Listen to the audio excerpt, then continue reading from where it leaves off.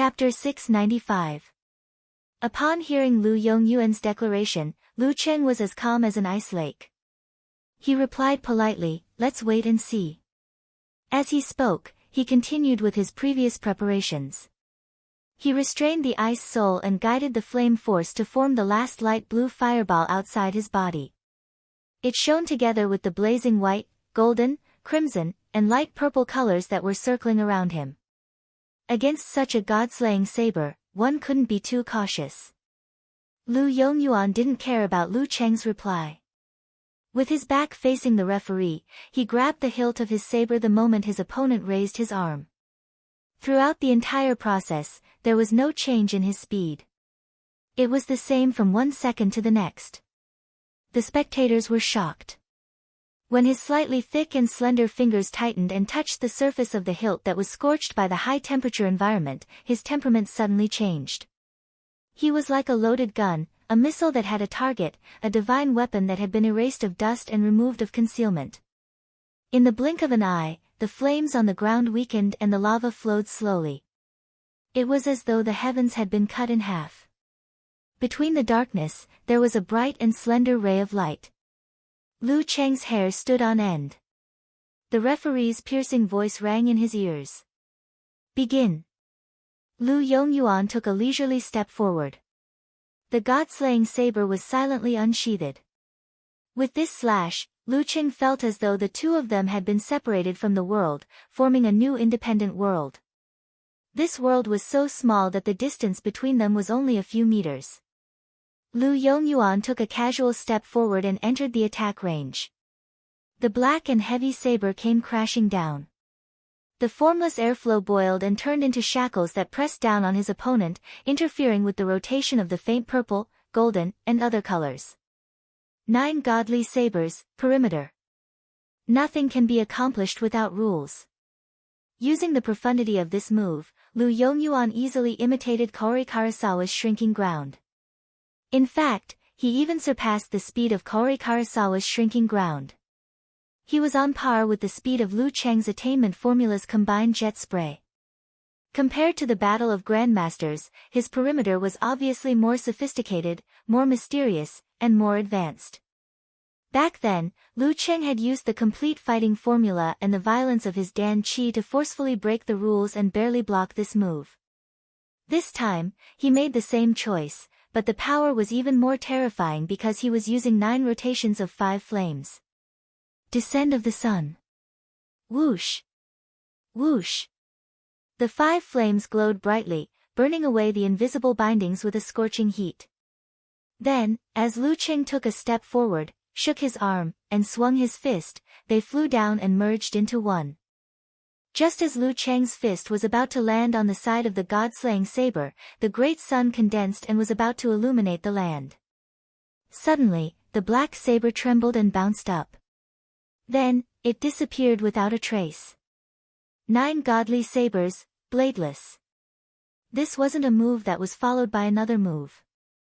Instead, the changes of one move were followed by another move. What does it mean to do as one pleases and not overstep the bounds? This was it. Lu Cheng narrowed his eyes, but it was too late to interrupt. The blazing light completely exploded. The audience either instinctively closed their eyes or temporarily lost their sight. All they could see was a vast expanse of whiteness. Following which, they felt the ground tremble. The bulletproof and heat-resistant glass shook, and they heard a deafening rumble. A deep crater appeared in front of Lu Cheng. Under the pressure, the magma flowing underground turned into a fountain. Lu Yongyuan was nowhere to be seen. With the help of the smoke and violent winds, he managed to hide from the enemy heart-freezing move. Flames flickered in his eyes. Lu Cheng suddenly had a strong premonition of danger. Without hesitation, he turned his body halfway and visualized. Taking advantage of the situation, he pulled back his arm and swung it behind him. A long saber covered in dazzling light cut through the void and descended. Then, Lu Yongyuan's meticulous slick-back hair and slightly green eyes appeared. Wang! The god-slaying saber shook, and the light split into 8, slashing at various parts of Lu Cheng's body like a storm. The long saber, which had lost its dazzling light, was now dark. It maintained its previous trajectory and slashed downwards dangerously. 9 Godly Saber Techniques, 9 At this moment, a layer of crystal appeared on the surface of Lu Cheng's body and rapidly spread outwards. Before the 8 saber rays could get close, they seemed to have fallen into a viscous liquid. Their radiance began to weaken and their speed gradually slowed. The closer they got to Lu Cheng, the thicker the viscous liquid. In the end, they even formed an ice wall. Kacha! Kacha! Kacha! Amidst the shattering sounds, Lu Cheng's fist struck the black long saber. Poof! A muffled sound rang out. The god-slaying saber was slightly askew and slashed at empty space. Beautiful, clear snowflakes of various shapes formed on the surface of the saber. 8 wounds that were neither deep nor shallow appeared on different parts of Lu Cheng's body. The 8th move of the ice sect, Frozen Heaven and Earth, Everlasting. This move was both defensive and offensive. It could affect the surroundings, rapidly lowering the temperature, freezing the airflow, and neutralizing the opponent's attack. Wherever the opponent's fist or leg came in contact with, a small area would be frozen.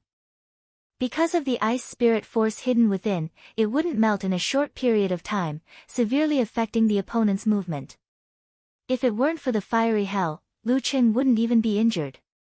Of course, if he didn't have a premonition of danger and rich experience in life and death battles, he would either not be able to use it in time or make the wrong decision to dodge.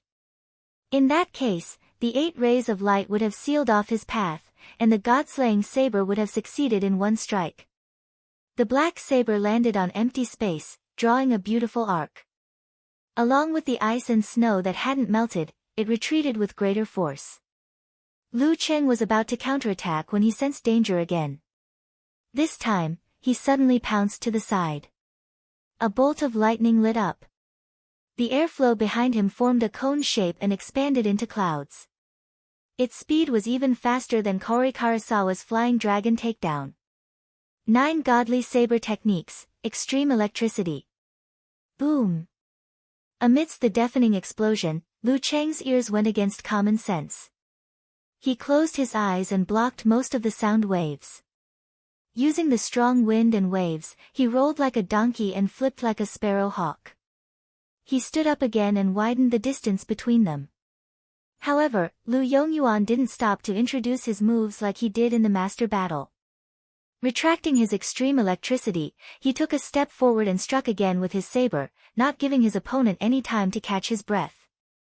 This strike was square and circle again, shortening the distance between them once more. The shackles of the rules pressed down on Lu Cheng. Again. The thought flashed across Lu Cheng's mind. Taking a deep breath, he hugged his lower abdomen with his mental strength, forming a miniature universe of balance between darkness and stars. The stars moved and the fighting formula formed. With the eruption of Dan force, he swelled up to 2 meters tall. His clothes outlined his muscles, and his exposed skin was dark blue. The flowing lines of flame and the shape of ice crystals and snowflakes could be vaguely seen under his skin. He looked like a giant older than the gods. Bam! Bam! Bam! The shackles shattered inch by inch. Lu Cheng twisted his waist and back, and his right fist flew out like a rocket launcher. Boom! Flames erupted from the ground, and the tongues tore at Lu Yongyuan's legs. The god-slaying saber was also knocked back. After that punch, the flame force in Lu Cheng's body exploded, allowing him to exert strength for a second time. Charging forward, he closed in on his opponent in an instant. His left fist, covered in purple flames, swung diagonally upwards, aiming for his opponent's chin. Lu Yongyuan's expression was as calm as the water in a deep pool. Without any change, he lowered his shoulders and pulled the god-slaying saber again. Whoosh whoosh whoosh. He swung the 8 strokes continuously, blocking his opponent's attacks one after another. Bam bam bam. Lu Cheng swung his fists, smashing, hammering, and swinging. Every strike was heavy and hot as he pressed forward crazily. Lu Yongyuan's 8 strokes seemed to be endless. Lu Cheng's violent attacks were like the scorching sun in the sky. No matter how strong or terrifying they would eventually be swallowed by the darkness. 9 Godly Saber Techniques, Dusk. After a series of attacks, Lu Cheng, who had some poison in his body, had to take a breather. Lu Yongyuan, on the other hand, did the same sluggish action as if he was looking in a mirror. Not good. Sensing danger again, Lu Cheng shifted his center of gravity, swung his waist, and pounced. Another bolt of lightning illuminated the earth fire, and a cone-shaped air mass was ejected out.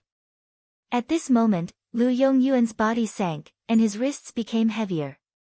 He forcefully interrupted the extreme electricity, stopping the god-slaying saber halfway. Boom! Amidst the sound of the explosion, the long saber bounced up and fell abruptly. It was like a real, bearing lightning bolt or a spear from the gods in the sky thrusting towards the ground. 9 Godly Saber Techniques, Heavenly Spear. Another forced change of moves. Bam! Before Lu Cheng could stabilize himself, he was enveloped by the saber. In a hurry, he could only respond with severe warning. His fists flew up, and his arms and body were covered in a layer of ice armor. To him, he could already execute simplified physical invulnerability moves quickly. Boom! The long saber paused, and Lu Cheng staggered. The ice armor shattered inch by inch. At this moment, Lu Yongyuan turned his arm and made a charging gesture. All of a sudden, darkness appeared and absorbed all the light in the surroundings. All Lu Cheng saw was darkness, all he heard was silence, and all he felt was emptiness. The last move of 9 Godly Saber Techniques, Eternal Silence. Last time, Lu Cheng had to rely on the 9 words formula to break through his opponent's mental suppression and block the saber. He also relied on Lu Yongyuan's, too slow. The long saber's speed was too slow, and there was still room for recovery if he made a mistake in judgment. Now that the god-slaying saber had made a comeback, it had probably overcome its shortcomings and was hiding a change that targeted the 9 words formula. Facing this, Lu Cheng didn't feel the slightest bit of fear. Instead, there was a hint of joy in his eyes. This was the moment he was waiting for. Waiting for Lu Yongyuan to execute Eternal Silence. Logically speaking, even if he hadn't fought Kaori Karasawa, he wouldn't have much of a chance of winning against Lu Yongyuan, who was close to the level of Dragon King or Warrior Sage. Through the combination of martial arts and cultivation, the Dan into equilibrium, and the cosmic universe style, Lu Cheng had almost reached the level of a second pin when he had just mastered the unique skills of the Ice Sect and Fire Sect. When he mastered both, coupled with the experience of life and death battles in the war-torn zones, and his own insights, he wouldn't dare to say that he was a first pin, but he would have a 30% to 40% chance of defeating a mighty one of the same level. Unfortunately, Lu Yongyuan wasn't just a first pin. He was a mighty one with titles, the King of Sabers who had improved. Therefore, after the battle with Kaori Karasawa, he could only consider how much he could exhaust his opponent. However, if he only thought about exhausting his opponent, he would be restrained and unable to unleash his full potential. Therefore, Lu Cheng set a grand goal to motivate himself to work hard. This goal was to defeat him. Defeat the god-slaying saber, Lu Yongyuan. This wasn't completely hopeless. There was still a tiny possibility. It could be that what he had comprehended from the restriction sect, clear jade chapters happened to counter Lu Yongyuan's self-created strongest move, Eternal Silence. In the silent darkness, Lu Cheng lowered his center of gravity. His feet were in the air, and he lifted his right hand clumsily. This was the moment he had been waiting for. Chapter 696. Lu Cheng raised his arm and clenched his fingers into a fist. The center of his palm was dim and dazzling. It was as though he was grabbing a part of the starry sky and the universe. It was deep, magnificent, vast, distant, and contained infinity. Bam! He pulled his shoulders and pressed his palms down. The darkness around him collapsed and shattered inch by inch. Brilliant light that reflected the light of the fire radiated from the cracks. The sky at night seemed to have countless holes that even Yuhua couldn't fix. The dark and heavy god-slaying saber was about to land on Lu Cheng. It was at least twice as fast as the Grandmaster battle. However, it was attracted by the darkness in his palm. It moved upwards and collided with it. It was as though it had fallen into a whirlpool and approached a black hole. This was what Lu Cheng had grown by using his cosmic universe style as the soil after comprehending the restriction sect. Clear Jade Chapter. Self-created unique skill, tilting northwest sky, sinking southeast earth. The outstanding combination of mental attack and physical strength contained the will of big destruction, which was a perfect counter to moves like heaven and earth in one's own, such as Lu Yongyuan's square and circle, or eternal silence, which was stronger than square and circle and required more mental strength. Boom! Lu Cheng's palm landed heavily on the long saber. However, there was no sound of metal clashing. The air billowed and the noise was deafening. It completely destroyed the darkness. Buzz! Buzz! Buzz! The god-slaying saber bent softly at first. Then, it suddenly straightened and vibrated at high speed. It was as though it was a wounded beast that let out cries of agony. Such a violent reaction affected his mental strength. Lu Yongyuan, who was feeling dizzy, almost lost his grip on the saber. He channeled dark sky force and exerted force with his 5 fingers to stabilize himself. However, the web between his thumb and index finger had already split open. Blood dyed the handle red. Furthermore, the bones, tendons, and muscles of his wrist, forearm, and arm were aching, temporarily affecting his movements. This was the first time he was injured since the start of the match. Of course, Lu Cheng wouldn't let go of this opportunity that he had been waiting for. The follow-up combo that he had practiced countless times in his mind turned into instinct. His left leg strangely stepped forward and landed at the same level as the god-slaying saber. His muscles, tendons, and form gave off the feeling of being twisted to the extreme, like a wound spring. Bang! Lu Cheng shook his left arm and raised his palm. Internally, he was receiving the burst of strength and the surge of spirit. Externally, he was receiving the blessings of heaven and earth as well as inertia. Rumble. His left palm fell from the sky, and the center of his palm was once again dotted with brilliant darkness. Tilting heaven northwest, sinking earth southeast. Double hit. Of course, in order to seize the fleeting opportunity, Lu Cheng didn't fully visualize it like he did just now. Instead, he used his footwork and physical skills to exert force and make up for the power, which was a little less effective. This was something that couldn't be helped. When facing an expert at Lu Yongyuan's level, even a moment of delay could turn the situation around or get him out of danger. Therefore, as soon as there was a chance, one had to crazily chain attacks. If one couldn't continue to chain attacks and still hadn't won, and hadn't severely injured the opponent, then one who had fought a battle beforehand and whose strength was weaker could basically admit defeat. The light in front of Lu Yongyuan's eyes dimmed as the airflow exploded. Lu Yongyuan, who couldn't wield his blade with his right hand, saw the enemy's palm as though it was collapsing the heavens and the earth. Even with his state of mind and his willpower, he couldn't help but feel small and weak. Fortunately, he still had his left arm and his scabbard. Bam! Lu Yongyuan held the upper end of the scabbard and slashed out, hitting Lu Cheng's left palm accurately. Using offense as defense. Boom! Tiny spiderweb-like cracks appeared on the dark green scabbard. Lu Yongyuan's muscles trembled as he pulled his arm back. His right leg tightened as he was about to pull forward, not passively defending. At this moment, Lu Cheng lowered his center of gravity and channeled the rebounding force into his right leg, cracking the ground. Bam! Where Lu Yongyuan stood, a volcano erupted and flames spewed out crazily.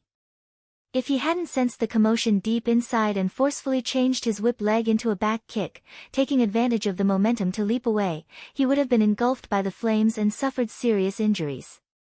Lu Cheng's third hit in the combo. Home field advantage. With this retreat, Lu Yongyuan immediately executed his dark sect footwork. It was as though he had transformed into a long blade, shaking out countless afterimages with many hidden changes. Sometimes left, sometimes right, sometimes front, sometimes back, sometimes jumping, and sometimes crouching on the ground to avoid the pursuit, trying to increase the distance between them.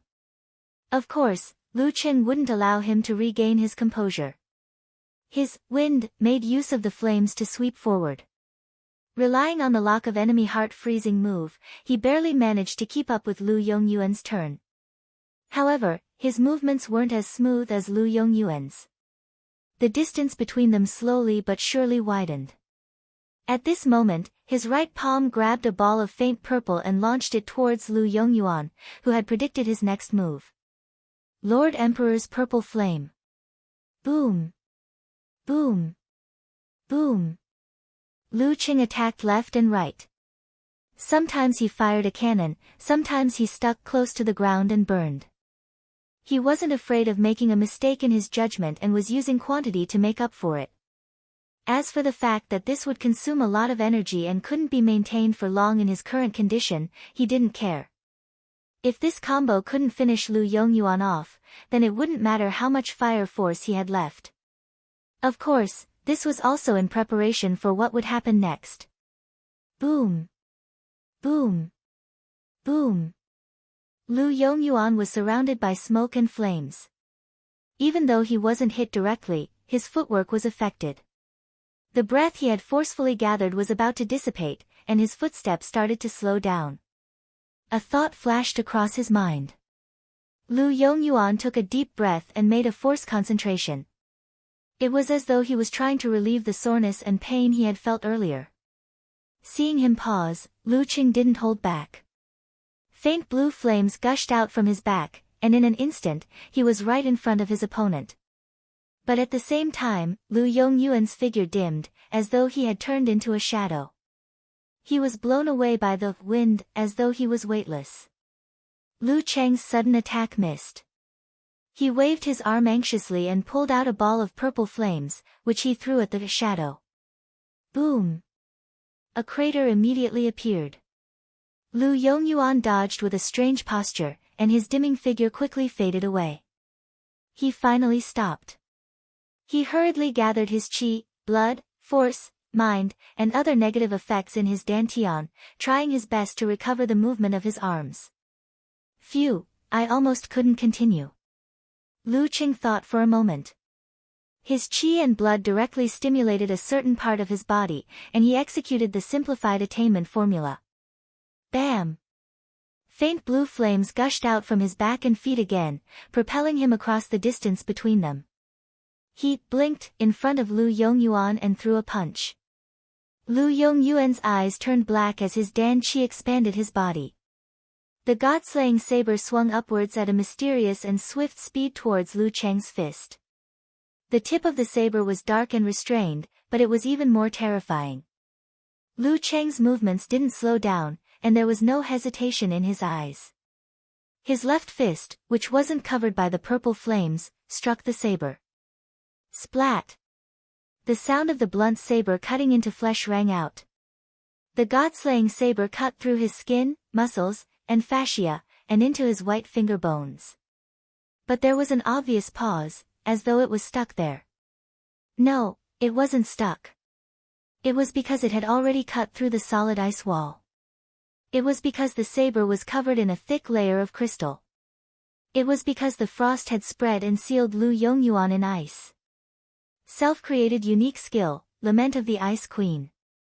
Lu Qing had used so much fire force just now to create a temporary and extreme imbalance between ice and fire. He wanted to simulate a universe without stars and to simulate the terrifyingly low temperature. He didn't need to prepare anything else, nor did he need to surround himself with 5 flames. That was how he could use it. Using it cleverly depended on his heart. Crack! The ice coffin that sealed Lu Yongyuan didn't even last a second. Cracks appeared everywhere, as though it had been cut by countless saber glints. Lu Qing, who didn't stop his combo, retracted his left fist covered in blood-colored frost. It was as though gunpowder had been ignited in his body.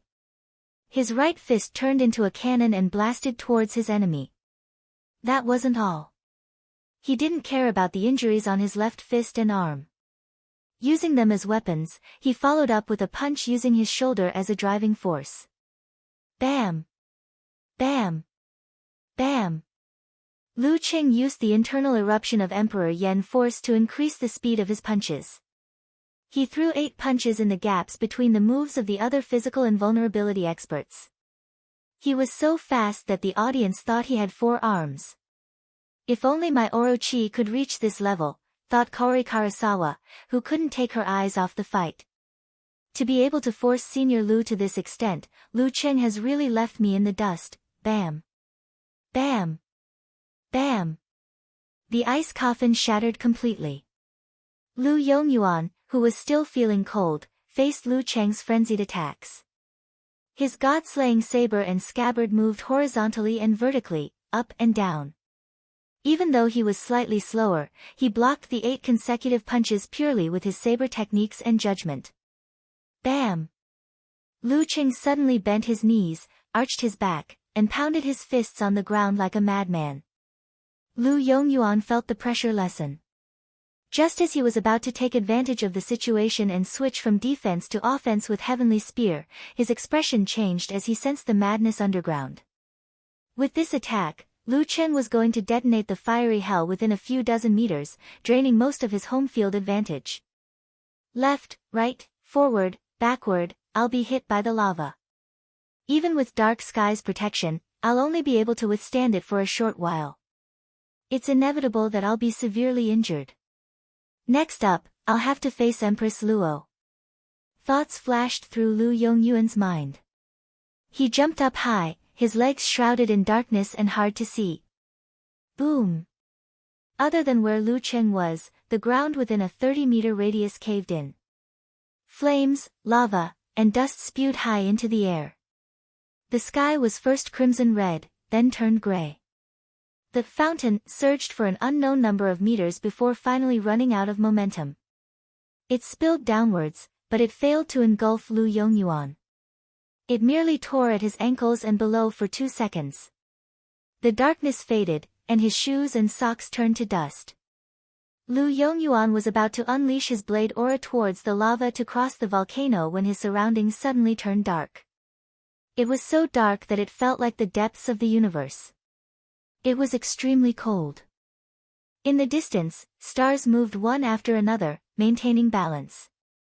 Lu Cheng's previous attack was both to detonate the accumulated energy underground and to prepare for his follow-up combo.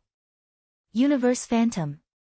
He straightened his back, raised his hands, and stood up abruptly. Lu Yongyuan first turned into a bug in a transparent amber. Then, he saw the stars coming at him one after another. I've won, right? Lu Qing was exhausted from the combo. He looked up at the sky, waiting for the result. Boom! Boom! Boom! The ice coffin exploded, and more stars came at Lu Yongyuan like a net. Seeing that the intense explosions were about to happen, a ray of light slashed out, and darkness surged, enveloping the specks of light. There was no sound, no light. The 9th move of the Dark Sect, Dark Devouring Sun, Descent of Eternal Night. This was also the blueprint for the last move of Lu Yongyuan's 9 godly sabers, Eternal Silence. However, compared to Eternal Silence, which hadn't been perfected, this killer move of the Dark Sect was obviously more complete. SSS. Lu Qing gasped. He didn't expect Lu Yongyuan to use this move without any preparation. If he had done so earlier, wouldn't he have won long ago? Looks like he wouldn't use it so easily. He would have to pay a hefty price. In a breath, the darkness was torn apart like a curtain. Faint rays of light fell and were swallowed by the lava. Lu Yongyuan's figure appeared. His hair was still neat, but his clothes were in tatters. The god-slaying saber was trembling non-stop. He seemed to have lost his strength temporarily and fell straight down. There was no ground below him, only the undulating and slowly flowing crimson lava. Lu Qing narrowed his eyes and raised his right hand with difficulty. At this moment, Lu Yongyuan recovered. His figure dimmed, and he turned into a shadow again.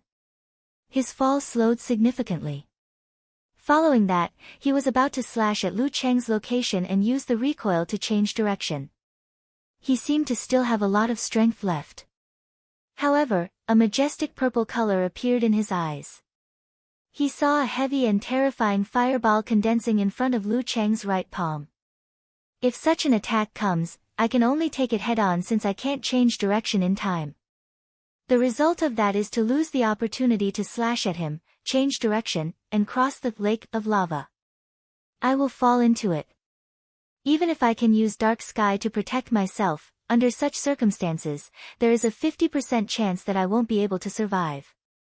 There is a 50% chance that I will be severely injured and will barely be able to crawl to the ground on the side. Lu Yongyuan's eyes turned cold. He sheathed his saber and kicked off with the back of his foot.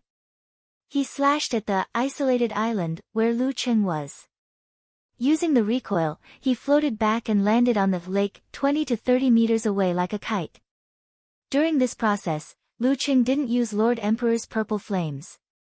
He drained his Lord Emperor's purple flames because Lu Yongyuan's answer was to return the god-slaying saber to its scabbard.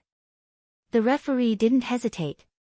He raised his right hand and shouted, "Second round, Lu Cheng wins." Lu Cheng heaved a sigh of relief. He felt that he was on his last legs. Without waiting for Lu Yongyuan to speak, he cupped his hands and smiled. "Thank you, senior." With that, he turned and left. He walked towards the Longhu Club changing room with light steps. Just like Lu Yongyuan, he floated away after 9 slashes. P.S. This chapter is close to 4,000 words, so it's late. Consider it as making up for yesterday's chapter with fewer words. Chapter 697. Did he win? In the Guanwai League changing room, Kaori Karasawa stood by the glass window. Her clear eyes were wide open. She felt that the referee's announcement of the match and Lu Cheng's departure formed a strange contrast. In her heart, Lu Yongyuan was the world's strongest master in the field of swordsmanship. He was one of the few who stood at the pinnacle. She would have to spend 10 or 20 years to reach his level, or even never reach it. Her thoughts did not only come from what she had heard, but also from her own experience. Ever since she joined the Guanwai League, the sparring sessions had proven this without a doubt.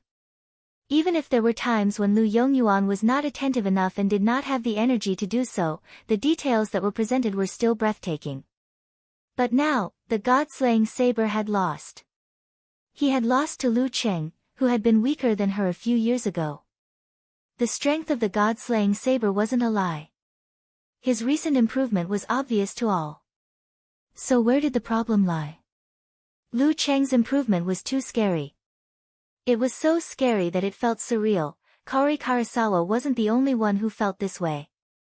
The internet was flooded with similar Weibo posts and posts.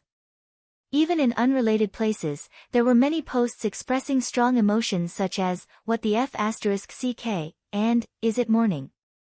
In the room of an unknown commentator, the bullet screen flashed one by one, almost covering the handsome face of the commentator. Damn, the god-slaying saber lost. I have something to say, but I don't know if I should. 666666, I want to shout out to everyone here, what is impossible? Even though he has the home field advantage, isn't this a little too exaggerated? Lu Cheng just fought with Kaori Karasawa. Honey, come out and see God. Does anyone want to place a bet with me? Bet that Lu Cheng will get a title within 3 years. I have a bold idea. I'm not listening. Scram. Looking at the comments, the unknown commentator, Kai Zongming, laughed secretly. He cleared his throat, intending to speak up for a certain guy.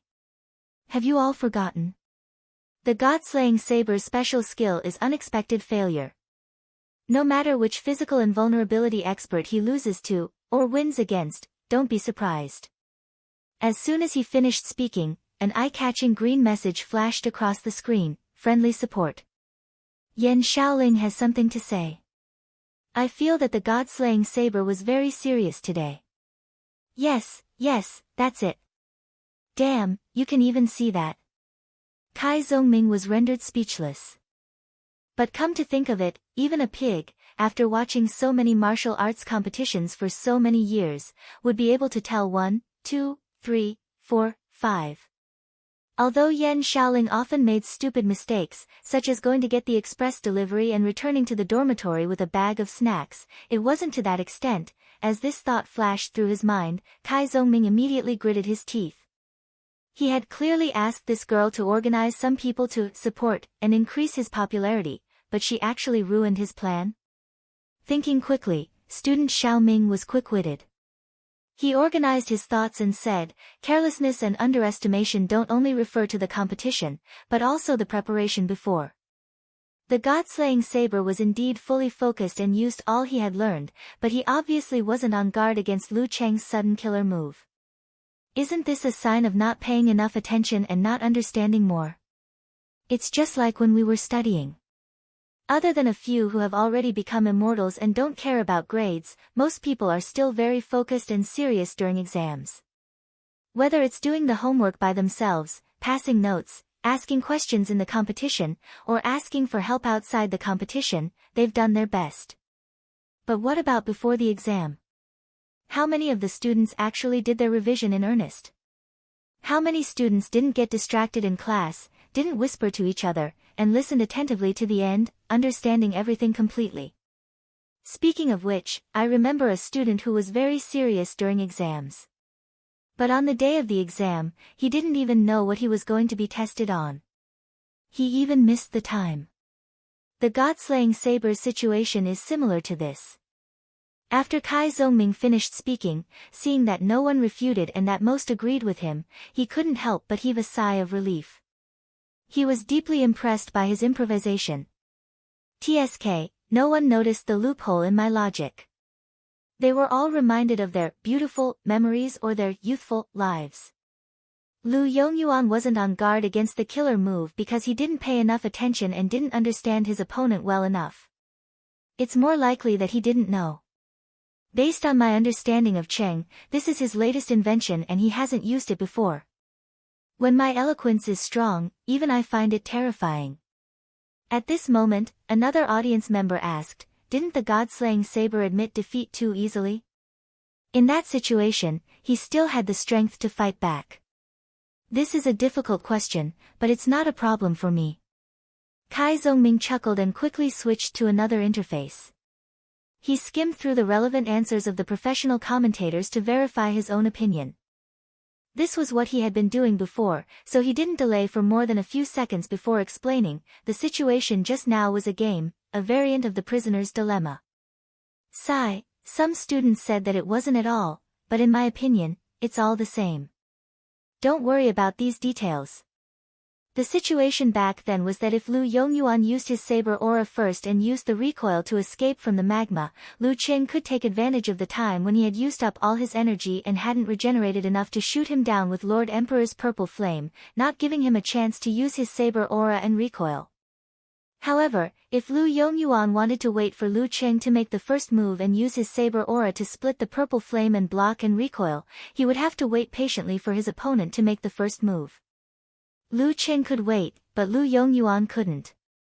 If he waited any longer, he would fall into the magma. The only way to escape was to have the ability to change direction a few times in midair.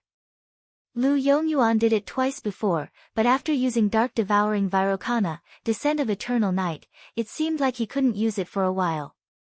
After such a game, it was natural for him to admit defeat. Wow, the host is so professional. Good analysis. He's my idol. He's so handsome. He's so funny. As the bullet screen slid past, Kai Zongming couldn't help but cover his face. Yan Xiaoling, what kind of people did you find? Isn't this a little too exaggerated? I was wrong. I actually believed that you could do it well. At this moment, the poison milk hierarch, He Xiaowei, who had been in a daze since the end of the competition, finally came to his senses. He realized that the cup of water he was drinking wasn't aimed properly and had wet his chin and clothes. I was wondering why it was so cold. He Xiaowei put down the cup and took a few pieces of tissue paper to wipe it clean. After he was done, his eyes flashed with residual shock and gradually increasing excitement. He began to consider the content of his Weibo post. When the legendary twins stepped onto the stage of physical invulnerability, I was still a child. Yes, a child of 18 or 19 years old. I didn't have enough clarity and maturity, but now, am I witnessing the dawn of a new era? The Wisdom King who had already won 2 titles, Lu Cheng who was improving at a terrifying speed, Peng Liyun and Ren Li who were desperately trying to catch up, King of Swords and the others who were gradually fading out of the professional scene, Dong Baxian and Lu Yongyuan who were still in their prime, Dragon King and Warrior Sage who had been on the verge of a breakthrough for a few years. After a moment of silence, He Xiaowei typed a few words in the box. We can look forward to Lu Cheng getting a title in the next year or 2. I'm witnessing the dawn of a new era. Standing at the edge of the lava lake, Lu Yongyuan watched Lu Cheng's back as he left. He narrowed his eyes slightly and hid all his emotions. He must have used what he learned from the restriction sect, clear jade chapters. If I had seriously asked my friends in the military, even if I couldn't figure out what he learned, I would have known that he was qualified to learn the restriction sect, clear jade chapters. I would have been on my guard, but no matter what, he's already an opponent I have to take seriously. After a while, Lu Yongyuan, with his meticulous hairstyle, turned and walked towards the away team's changing room. Under the illumination of the flames, his back seemed bleak. The closer Lu Cheng got to the Longhu changing room, the weaker he felt. If he hadn't defeated Kori Karasawa so quickly, he would have lost. Amidst the cheers, he saw the martial arts fanatic, Guo Jia, walking out quickly with a disappointed expression. In the changing room, Empress Luo shook her head helplessly. She said to Coach Lu Yan, "Your plan is ruined." What? Lu Yan didn't react immediately. Ning Zitong's lips twitched. You said that you wanted her to go on stage under pressure to train. Well, there's no pressure now. Guo Jia and Zhu Xiaoyun were both second pin. Even if they were slightly weaker and lost the match, there were still big shots behind them. Lu Yan fell silent. After a long while, he muttered to himself, how would I know this would happen? Chapter 698. After exchanging a nod with Lu Cheng, Guo Jia walked towards the edge of the magma lake under the protection of the underground fire. The nervousness in her heart was long gone. It was even worse than when she participated in the title match. It was closer to being arranged to fight in an unimportant match. However, this didn't affect her yearning for matches. Challenging different opponents, witnessing different secret arts, and experiencing different styles had always been one of her hobbies. The nickname, martial arts fanatic, wasn't made up by others. How could there be no wind without a cause? In the changing room of the Guanwai League, Zhu Xiaoyun, who had a healthy wheat complexion and a slender figure of average height, sighed and stood up slowly. Sister Xiaoyun, don't feel pressured, consoled Jingshi Duo, who was about 2 meters tall. It wasn't the first time Boss Lu had unexpectedly lost a match. We didn't expect you to win 1 versus 2, especially with Empress Luo, who was famous for her movement techniques. Zhu Xiaoyun put her finger to her lips and made a smile. I'm not feeling pressured. I'm just lamenting that the martial arts fanatic is indeed a martial arts fanatic. Other than practicing martial arts, competing, eating, and sleeping, it's all about practicing martial arts, competing, eating, and sleeping. I can't believe I didn't manage to collect any dark history of hers. It's going to be tough later. She collected dark histories of others for 2 reasons. Firstly, it was to satisfy her hobby of gossip. Secondly, it was to use it as material for her illusionary secret arts. Through targeted arrangements, she could improve the effect and pass off the truth as the truth. However, Guo Jia was so boring that she felt helpless. Without waiting for Jingshi Duo to say anything else, Zhu Xiaoyun cracked her neck and walked towards the changing room door. As she held the door handle, she turned around and looked at Li Pingao, whose eyelids shone with a metallic luster. She didn't know what he was thinking with his head lowered. I'm going to battle. You have to come out as soon as possible, you're the most promising one among us to become a first pin and enter the title match. When Guojia and Zhu Xiaoyun approached the magma lake, Lu Qing took the phone and specially made nutrient solution from almond, who came from the glass room next door. As he gulped down the liquid, he pushed the door open and entered. Ning Zitong lowered her hands and stood beside the window. Glancing at him, she said in exasperation, "You want us to change our home ground this year? The Dragon King is like that, and so are you. You don't learn from the good and learn from the bad." Lu Qing turned back to look at the magma lake that was dozens of meters in radius. He laughed dryly and said, too forgetful, otherwise, he would not have been able to defeat the god-slaying saber." Of course, Sister Ning was not wrong. If similar explosions were to happen a few more times, this place would become a real magma lake decorated with stone pillars. At that time, it would be more beneficial for the warriors with outstanding body movements or the warriors who could travel in thin air, instead of the masters of the fire sect. Moreover, the danger level would increase exponentially. At this point, they had to find another main battlefield. There weren't many similar natural environments around Flower City. Well, 5 years ago, the previous home ground was ruined by the Dragon King. After hearing his reply, Ning Zitong spat. "Both of you are so good at tearing down houses. If you get the title of king in the future, I suggest you call yourself Demolition King." Lu Chen was experienced and did not attempt to reason with Empress Luo or argue about his nickname. He only laughed and retreated back to his seat. He put the empty bottle of nutrient solution aside, turned on his phone, and looked at the compliments sent by his little fairy. He smiled happily and complacently as he said, covering his face and sighing expression, "I was criticized by Empress Luo as soon as I returned to the changing room. She said I'm an expert at tearing down houses." Because his left fist was severely injured, he put his phone on his lap and typed with one hand. Yen Zhika was still immersed in the excitement of her husband defeating the god-slaying saber at his peak. When she saw this, she was clearly stunned. Then, she pursed her lips, her dimples showing.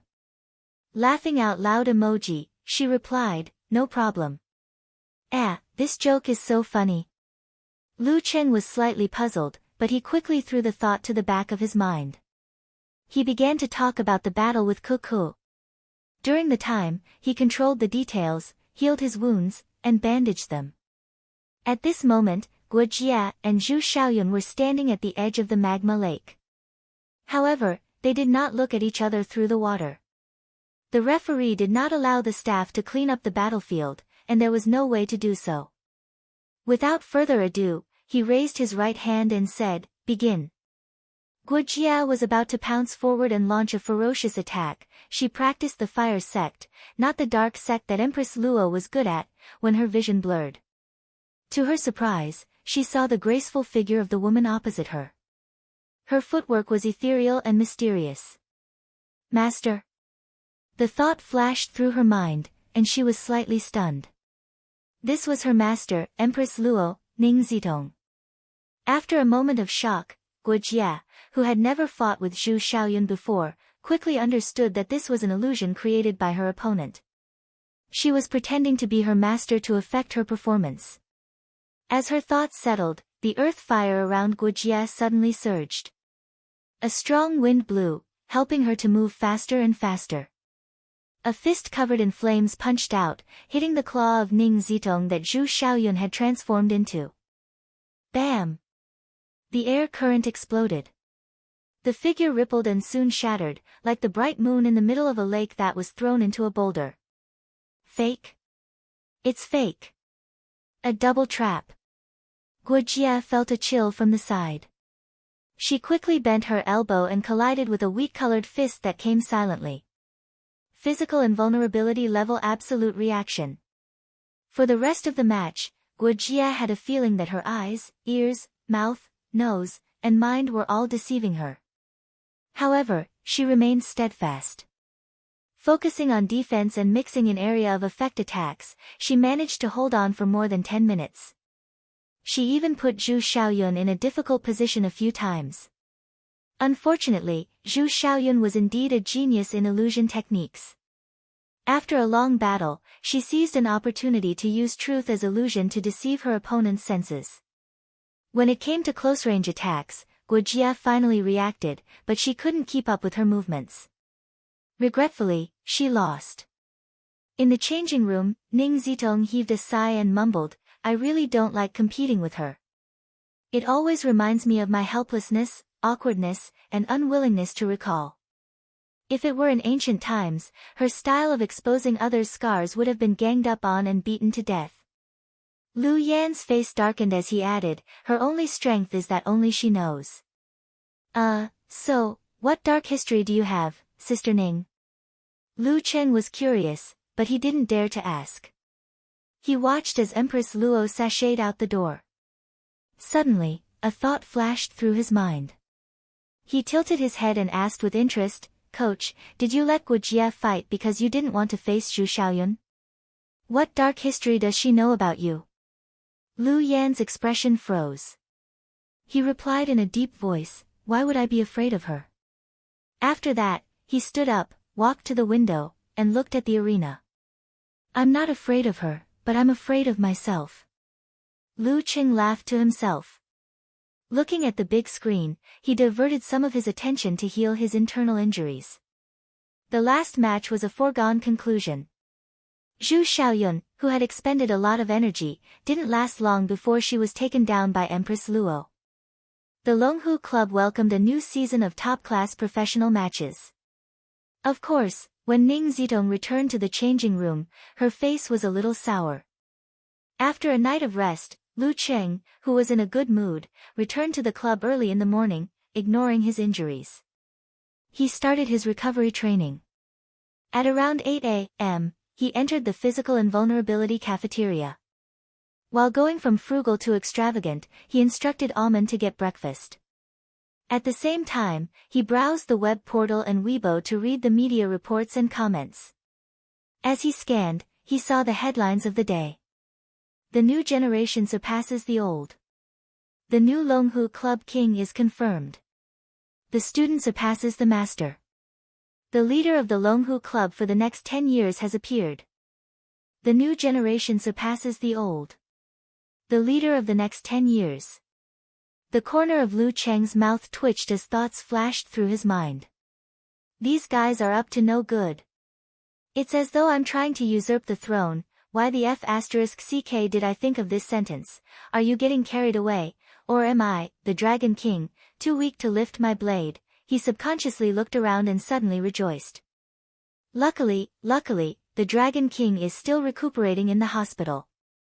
In the Longhu-affiliated hospital, the Dragon King, Chen Qitao, was slowly practicing martial arts on the balcony in his hospital gown. In the room with a floor-to-ceiling window, his phone, newspaper, and other items were placed on the table. They were either showing or flipping to the news of the match between the Longhu Club and the Guanwai League. Chapter 699. Mr. Lu. Almond, who was carrying a basket of breakfast, called out nervously when she saw Lu Cheng's odd expression. Lu Cheng snapped out of it and put down his phone. He squeezed out a smile. Just put it down. Go get what you want. Almond nodded with a smile and left. Her professional credo was to never ask about things she shouldn't. Lu Cheng picked up a quicksand bun and took a bite out of it.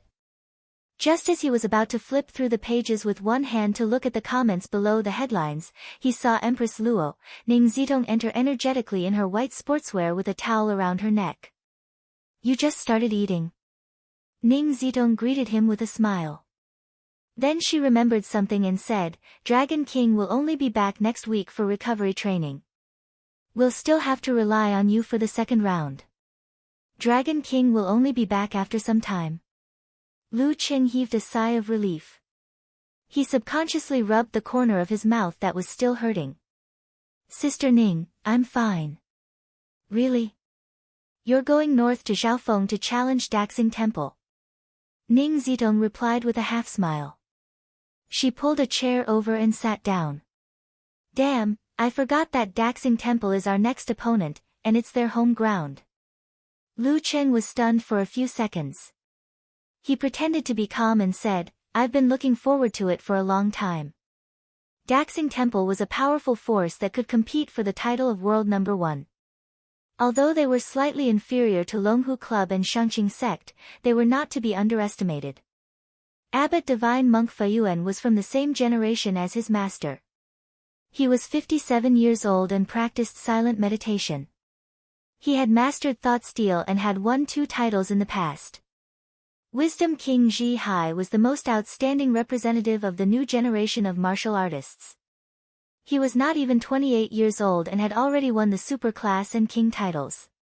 He was expected to start his own era. Living Buddha Sher Shan had mastered the mystery of reincarnation and was the toughest first pin fighter to deal with.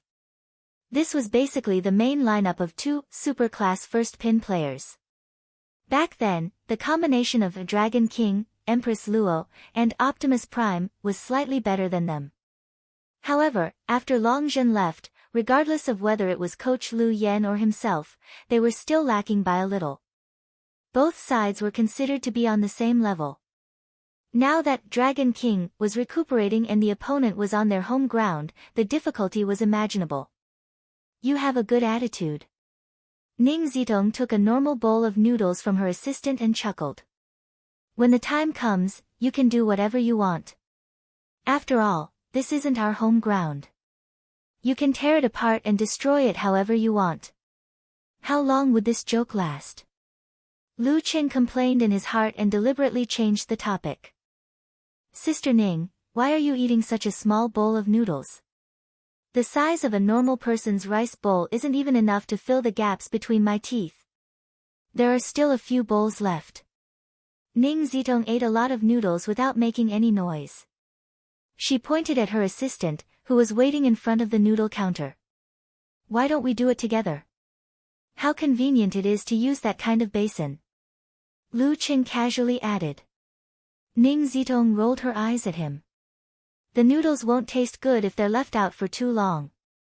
Besides, do you think I'm the kind of person who eats from a big bowl? Image, do you understand? Image. I'm a person who eats with a big basin. Lu Cheng was speechless for a moment. Zhaofeng City, Bodhi Mountain, Daxing Temple. The receptionist monk, Zhi Jing, stepped into the abbot's meditation hall.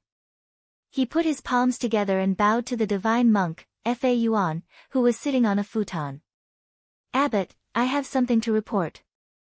Fa Yuan was wearing a yellow monk robe and a red kasaya. He looked haggard. The corners of his eyes, mouth, and nose were sagging. However, there weren't any wrinkles on his face. His eyes were kind and calm, deep and profound. Everyone who looked at him could only see their own reflection. As soon as Xi Jing finished speaking, he reached out and accurately pulled out a piece of paper from a stack of paper plates and held it horizontally in front of his chest. Written on it were 2 large black words and a question mark that stretched to its limits. What's the matter? Xi Jing was already used to this pattern. After all, his abbot practiced silent Zen. He deliberated over his words and said, Abbot, the reporters who came today strongly requested to interview you. They have a direct line to Haizili. What's wrong with those people?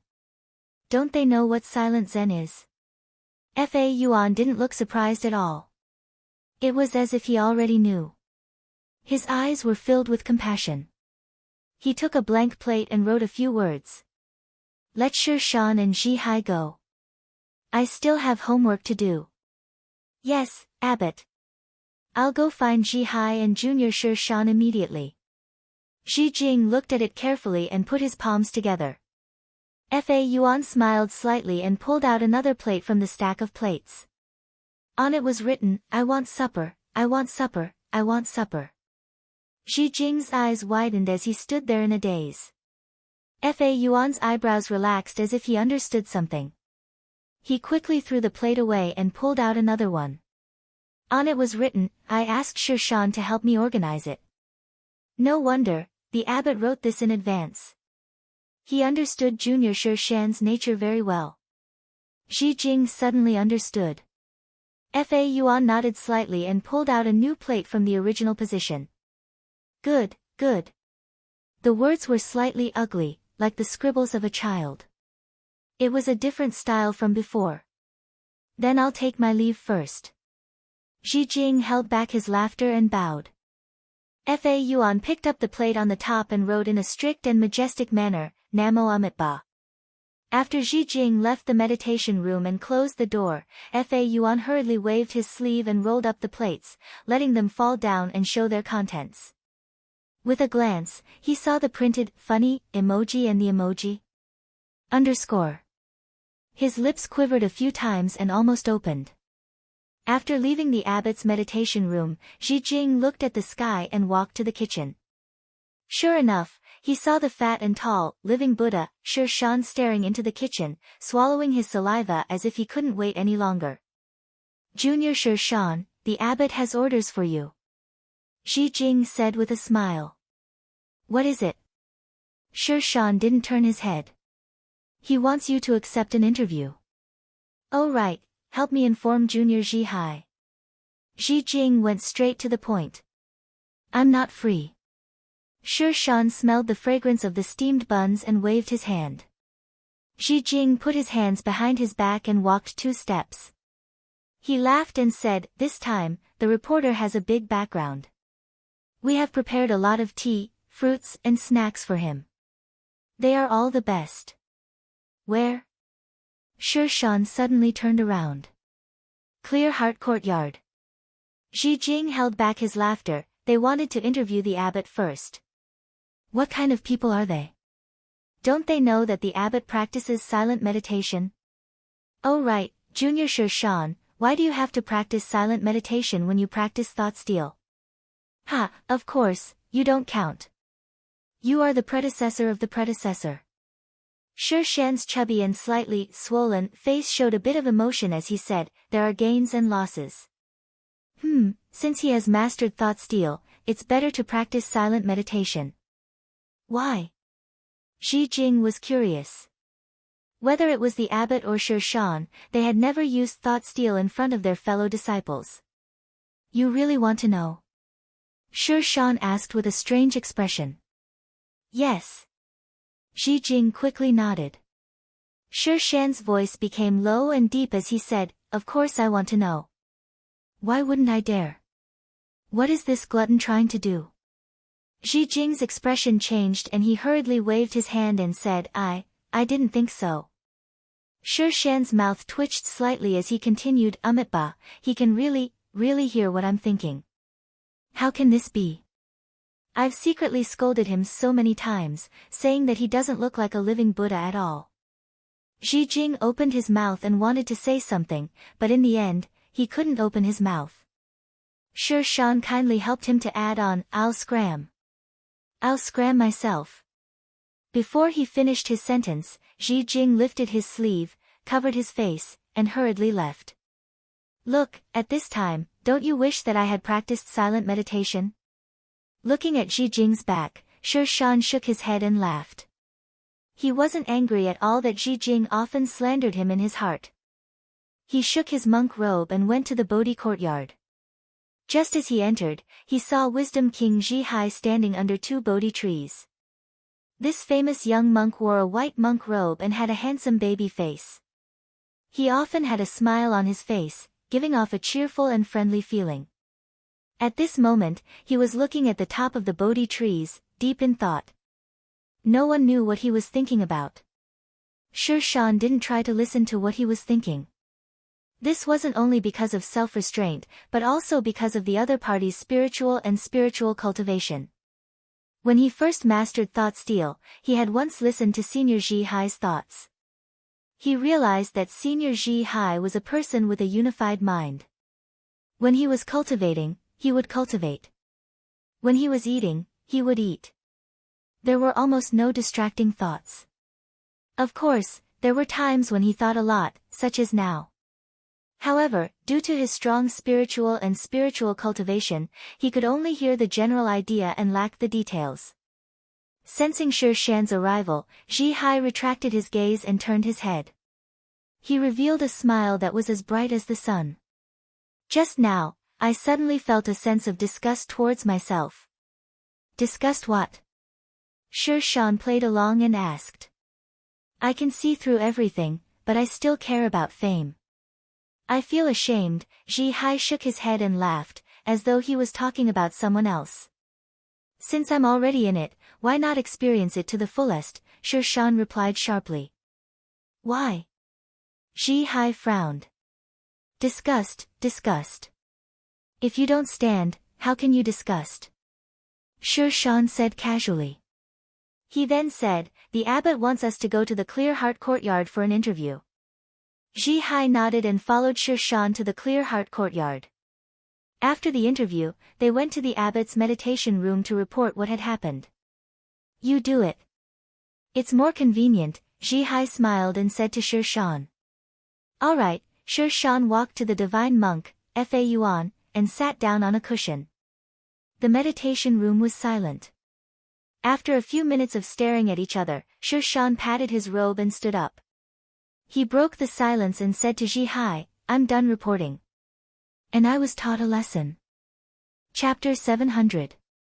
Friday night, on the streets of Xiaofeng. Lu Qing controlled his facial muscles to change slightly as he walked among the bustling passers-by. It was as though he was a different person, and no one could see through his disguise. This was a real disguise technique completed by the realm of all-seeing God. Although he couldn't transform into someone else due to the bone structure, he could clearly distinguish himself. This isn't a provincial capital or a big city, but it's pretty lively here. Lu Qing muttered to himself. He looked around, occasionally taking out his phone to take pictures and share them with his wife, who had just arrived at the classroom. In order to prepare for the upcoming battle, the Longhu Club had arrived in Xiaofeng City 2 days earlier than usual. This gave them ample time to adjust their condition. After dinner, Lu Qing pondered over the corresponding video and decided to relax.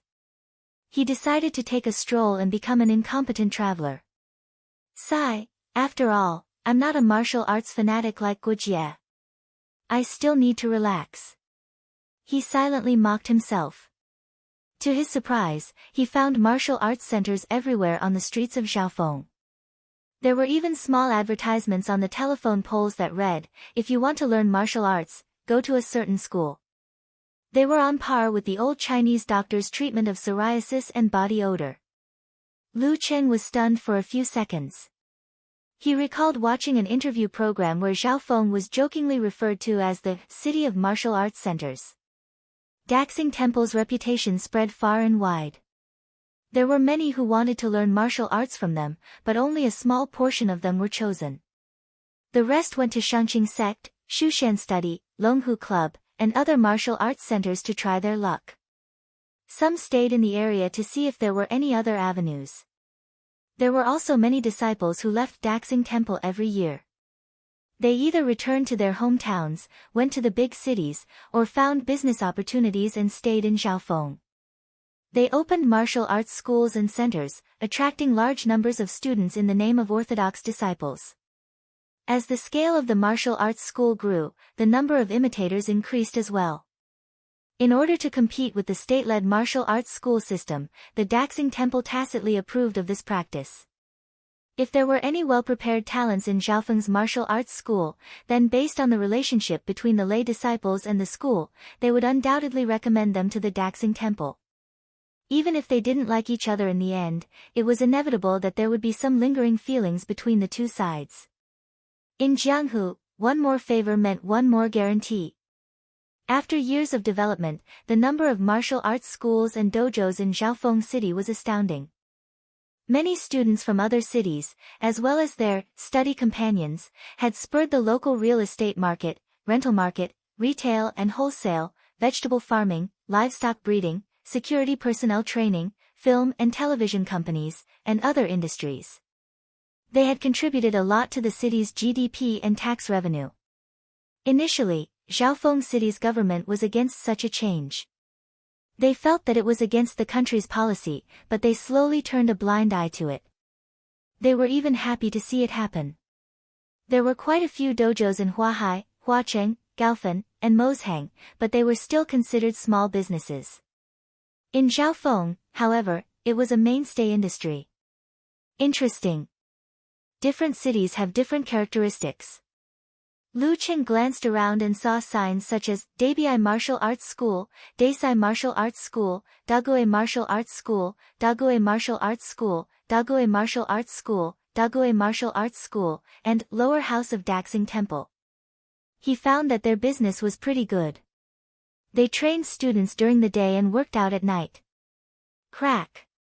Crack. Crack. He took a few photos and was about to send them to Yen Zhika when he saw a few city management officers approaching. They stretched out their hands and said sternly, "Delete the photos from just now." What's going on? Lu Cheng was confused. His eyes were blank. He lowered his head and browsed through the photos. In the corner of one of the photos, he saw a city management officer punishing a street vendor. This is sputtering damage. They're afraid I'll post on Weibo and make a big news story. Lu Cheng laughed. Why am I so confused with old ladies with red armbands and city management officers? They don't want to delete my photos, they want to find me. The corner of his mouth twitched. Before the city management officer could say anything, he backed up and disappeared into the sea of people. The city management officers were stunned at first, but they quickly chased after him. Back in the day, I was called flying on grass in the martial arts center, said one of them excitedly. After a few steps, he suddenly stopped. He had completely lost track of Lu Cheng in the sea of people. Forget it, we didn't do anything. His companion waved his hand and turned back. That guy must be an outstanding disciple from some martial arts center. That movement technique, TSK, I almost thought he disappeared into thin air. In Zhaofeng, the people selling barbecued skewers on the streets were all martial artists. They might even know things like iron sand palm or iron head. They were already used to it. At the intersection in the distance, Lu Cheng sensed that they didn't chase after him. He couldn't help but smile. He thought to himself, luckily I ran faster than the Western reporters. He wasn't affected by the previous situation. If he took it seriously, he would have lost. I was almost fined again. Lu Cheng sent a message to Yen Zhika, exaggerating. Why did I say, again? Yen Zhika had just finished her class. She asked him with an emoji, what bad things did you do again? Did you break someone's floor tile? Did you break a pitiful tree? Did you break a bicycle's chain? Why do you make it sound like I'm a destructive maniac? All I did was take a few photos. Look. Lu Cheng explained what had just happened and laughed with Ko for a while. When Yen Zhika returned to her studies, he continued to walk aimlessly. Suddenly, he saw a noodle shop that was very crowded. There were so many customers that they almost blocked the walkway. There were even people holding bowls and squatting by the roadside to eat. There were quite a few of them. Looks delicious. Lu Cheng walked over excitedly. He checked the reviews on the website and found that this shop was indeed famous. Those who had eaten there couldn't stop praising it. Just as he was about to squeeze in to order, he suddenly saw a customer squatting by the roadside. He looked familiar. When he looked over, he was shocked. F***CK, this isn't Coach Lu. Although he had also distorted his facial muscles and changed his appearance, that serious feeling, that arrogant temperament that was not pleasing to the eyes, was still so distinct and outstanding. He's actually squatting by the roadside to eat noodles. It's hard to imagine that Coach Lu would do something like this. Sensing someone's gaze, Lu Yen turned around abruptly and saw Lu Cheng. His face darkened. He turned his head and looked at the big bowl as if to say, "You've got the wrong person." The situation is a little awkward. Lu Cheng's mouth twitched. He followed the line to the cashier and paid first before waiting for his food. When he received the local specialty noodles, he was about to squat beside Lu Yen and pretend that they were the same. However, he realized that Coach Lu was nowhere to be found. All that was left was a pair of chopsticks and a clean bowl waiting for the waiter to take it away. I can almost hear Coach Lu roaring, "Who's the same as you?" Lu Cheng laughed self-deprecatingly. He squatted down and looked across while sucking on the noodles. Opposite was a row of shops selling Buddhist items. There were so-called consecrated Buddha statues, all kinds of prayer beads, Dharma weapons, and Buddhist scriptures. This was also the specialty of Xiaofeng. The noodles are really good. Lu Qing praised in his heart. Too bad I didn't meet the living Buddha. Otherwise, I could have taken revenge for the treat last time, Daxing Temple, in a certain meditation room. Shi Shan rubbed his stomach and looked out the window. His mind was already wandering to the various snack stalls. In the end, there was only one reason that stopped him. No money. As one of the higher-ups of Daxing Temple, he responded to the abbot's call to live a simple and honest life. He didn't receive a salary. After all, his basic necessities were taken care of by the temple. As a monk, he had no other needs. This was also the reason why he liked to participate in professional matches and title matches. The prize money was always in his hands. However, he only kept a small portion of the prize money. Otherwise, he wouldn't be so short of money. Sighing, Shi Shan rubbed the thank you letter in front of him. It was a gift he received for donating to needy children. I expected to last until next month. Who knew that I would be so greedy during the new year? He shook his head and laughed. He walked out of the room and knocked on Wisdom King Ji Hai's door. He had no qualms about borrowing money. Knock, knock, knock. Ji Hai walked out after the rhythmic knocks. Shi Shan was about to open his mouth when his gaze froze. Ji Hai was holding a similar thank you letter. What's the matter? Asked Ji Hai. Nothing, nothing. Shi Shan chuckled and turned to leave. Go back to sleep, go back to sleep. A hidden meaning in his words. As expected of the reincarnated living Buddha, Ji Hai looked at Shi Shan's back with a serious expression, pondering the deep meaning of Zen. On Sunday afternoon, the Longhu Club members stepped onto the stone steps leading to Daxing Temple. Chapter 701. Daxing Temple's arena was a green stone square that was more than 300 meters in length and width. Around the square were 4 ancient pagodas. Some were made of wood, while others were made of stone. All of them exuded a peaceful, compassionate, and peaceful aura. They converged at the center and glowed brightly. It was as if the Buddhist kingdom had descended. It even calmed the hearts and minds of the spectators on the pagodas further away. One could imagine how much of an impact a martial artist's heart and mind would be when they stepped into this area. This was the home field advantage of Daxing Temple. Halfway up each of the 4 pagodas, there was a monk in a red kasaya sitting cross-legged on the glazed tiles. Some were old, some were middle-aged, some looked like withered trees, some had rosy cheeks, some were holding demon-subduing rings, and some were carrying long black whips. They were all eminent monks of Daxing Temple's Bodhi Yard. They were here to prevent the aftermath of battle or derailed fireballs from damaging the pagodas. Inside the pagodas were relics of past masters. Because of this, Daxing Temple didn't have to worry about the home field. No matter how damaged the green stone square was, it was still within the scope of repair. Fighting in such a place feels disrespectful to the remains of the ancestors. What is Daxing Temple thinking? Lu Qing stood by the window of the Zen hall that was used as the away team's changing room. He looked at the pure land of the Buddhist kingdom. Ning Zitong's hair was tied up, revealing her slender neck without any wrinkles. She chuckled. Everything is empty. How can you be a monk if you care about this? Besides, isn't it a tradition for monks to borrow the relics of their ancestors? That's true. Lu Qing retracted his gaze and took out his phone. Looks like I'm just a layman. I'm not that enlightened. At this moment, in the simple home team's changing room, the receptionist monk, Zhi Jing, knocked on the door and entered. He put his palms together and bowed. Abbot, the supervisor is rushing for the list of fighters. Due to the drone filming along the way, the haggard Fayuan didn't wear his paper tags to maintain his image as a divine monk. However, this didn't affect his communication with others.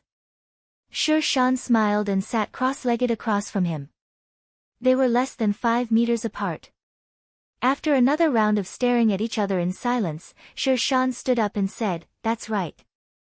Let's leave it to fate today." Leave it to fate. There's a deep meaning behind this. Wisdom King, Ji Hai, pondered seriously. He had another nickname on the internet, Elder Tang, which meant that he was handsome and dumb, like Tang Sanzang. He was deeply loved by fairies, and they couldn't wait to swallow him. Sher Shan glanced at him and sighed helplessly. "Sigh, it seems like I'm the only normal physical invulnerability expert in Daxing Temple." He opened it and saw the two words, Fa Yuan. He quickly chanted the name of Buddha in a low voice. With that, Daxing Temple's order of appearance was decided. Divine Monk Fa Yuan, Supreme Class Ji Hai, and Living Buddha Sher Shan. Ji Hai currently had the title of Supreme Class, so he could use it when he submitted the name list. The substitutes were Fire Dragon Wang Xiaoshuang and the others. In the away team's changing room, Lu Yen finished changing. He looked around and said, "It's undeniable that without Optimus Prime and Dragon King, our strength is slightly weaker than Daxing Temple's. Since we're going to be the weak against the strong, we have to act as if we're the weak against the strong." His words sounded like a rational analysis, but at the same time, he was trying to provoke Lu Cheng. Without waiting for him to speak, he stared into Lu Cheng's eyes and said, "If you're going to be the weak against the strong, how would you fight?" Lu Cheng deliberated for a dozen seconds and said, "If you don't know your opponent well enough, you'll definitely roam around the battle. You'll exhaust your opponent while observing and waiting. Once there's an opportunity, you'll grab hold of it and try for a combo. If that doesn't work, you'll quickly widen the distance and repeat the process. That's basically the theory. Now, let's apply it to the overall situation." Lu Yen nodded slightly. The three physical invulnerability experts of Daxing Temple aren't that different from each other. Any order of appearance is possible. We'll use the fact that we don't know our opponent well enough to start with a roaming battle. We'll exhaust as many as we can. Empress Luo, you'll be in charge of this. "No problem," replied Ning Zitong with a smile. "After the roaming battle, we'll seize the opportunity to burst out. I'm not as good as you in this aspect." Lu Yen looked at Lu Cheng and admitted frankly. "As for the final response to different situations, I've been around for 20 to 30 years. I'm more experienced than you." "Coach, are you trying to say that you're old but strong?" Lu Cheng laughed in his heart and made a sarcastic remark. On the surface, he nodded solemnly. "All right." After the arrangements were made and the name list was handed in, there were still 20 minutes before the start of the match. They were either exercising, recuperating, or seeking support from afar. Lu Cheng put away his phone with a satisfied look. Just as he was about to close his eyes and rest, he heard Guo Jia whisper, "If you were to fight against Divine Monk Fa Yuan, Supreme Class Ji Hai, and Living Buddha Sher Shan, what would you do during the conversation time? What's the difference between them? When did the martial arts fanatic become so talkative?" Lu Cheng turned his head in surprise and saw Guo Jia looking out of the window. Her mind was in a whirl. She seemed to be imagining how she would fight against Fa Yuan, Ji Hai, and Sher Shan because she couldn't go on stage. Lu Cheng pondered for a moment before replying, "I've never fought Divine Monk Fa Yuan and Wisdom King before, so I don't know much about them. If I were to meet Living Buddha, during the conversation time, I'd call out the names of dishes like steamed lamb, steamed bear's paw, steamed deer tail, roasted duck, roasted chicken, roasted goose." That guy was obviously a foodie. He used to be a meat eater, but now he was forced to be a vegetarian. Calling out the names of dishes would hit him right where it hurt. Just as Lu Cheng was feeling smug about his flash of inspiration, Guo Jia turned to him and asked curiously, "Did you learn crosstalk in the past?" Why else would he call out the names of dishes so smoothly? Lu Cheng was dumbfounded. After a long while, he replied, "I've always liked to listen to crosstalk." In the middle of the night in Connecticut, Yenjika saw that the time for the match was almost up and the seconds kept ticking. She turned on her computer and searched for the information. Report to calm down. In a dormitory of Songqing University. He pushed open the door and saw Yan Shaoling applying facial cream. Box, come and comfort me. I told them before that I've been using my facial cream super fast lately because I'm too hardworking. They laughed at me for having a big face, sob. Yan Shaoling deliberately exaggerated with her childish voice. He glanced at her and said, "It's not a big face, it's a fat face. You've put on a lot of weight recently. Bro, that hurts." Yan Shaoling was dumbfounded. That's not the point. The point is, why did you put on your facial cream at 2 or 3 in the afternoon? He was puzzled. Yan Shaoling deliberately sighed and said, I was too nervous last night and couldn't sleep until 6 or 7 in the morning. I was forced to eat lunch by Jin at noon. My skin is not in good condition and I'm very sleepy. I thought I'd put on a facial mask, put on some cream, eat something, and then sleep directly until tomorrow morning. What are you nervous about? He asked curiously. Isn't it because Senior is finally facing the most outstanding martial artist of this generation, the Wisdom King, Zhihai? I can't help but feel a little nervous. Yan Shaoling suddenly jumped up and said, the competition in the afternoon. I forgot about the competition in the afternoon. I forgot about it in my sleep. He sighed helplessly and muttered to herself as she watched her hurriedly look for a computer and search for a live streaming website, knocking over books and bumping her head from time to time. She was in so much pain that tears welled up in her eyes. I forgot about it too. One is marked by the company one keeps. At 3:10 in the afternoon, the shadow of the pagoda on the limestone square began to elongate and was covered in a layer of gold. The referee walked to the center and waved to the changing rooms on both sides to signal the start of the competition. It's Divine Monk Fa Yuan. Ning Zitong glanced at the name list and pushed open the door with a smile.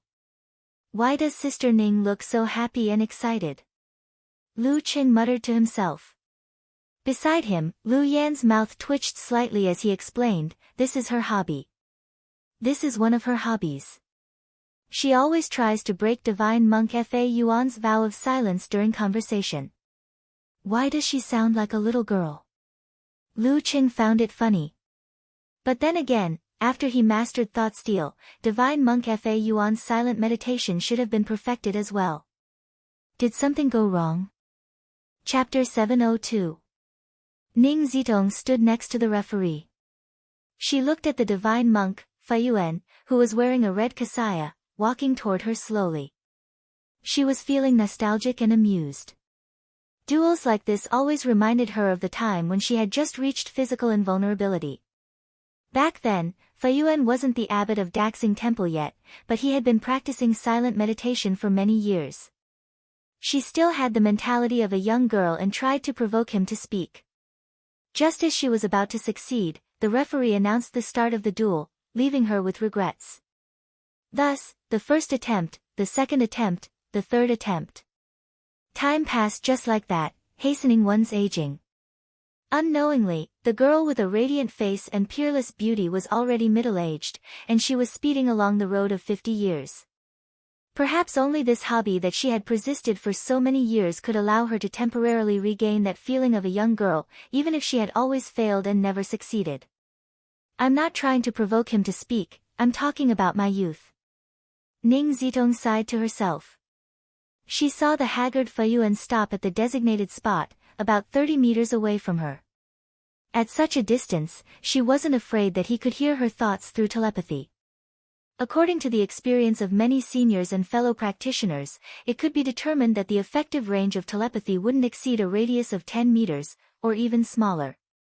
At this moment, the referee approved the time, raised his right hand, and announced, duel time begins. Ning Zitong looked like she had been waiting for a long time.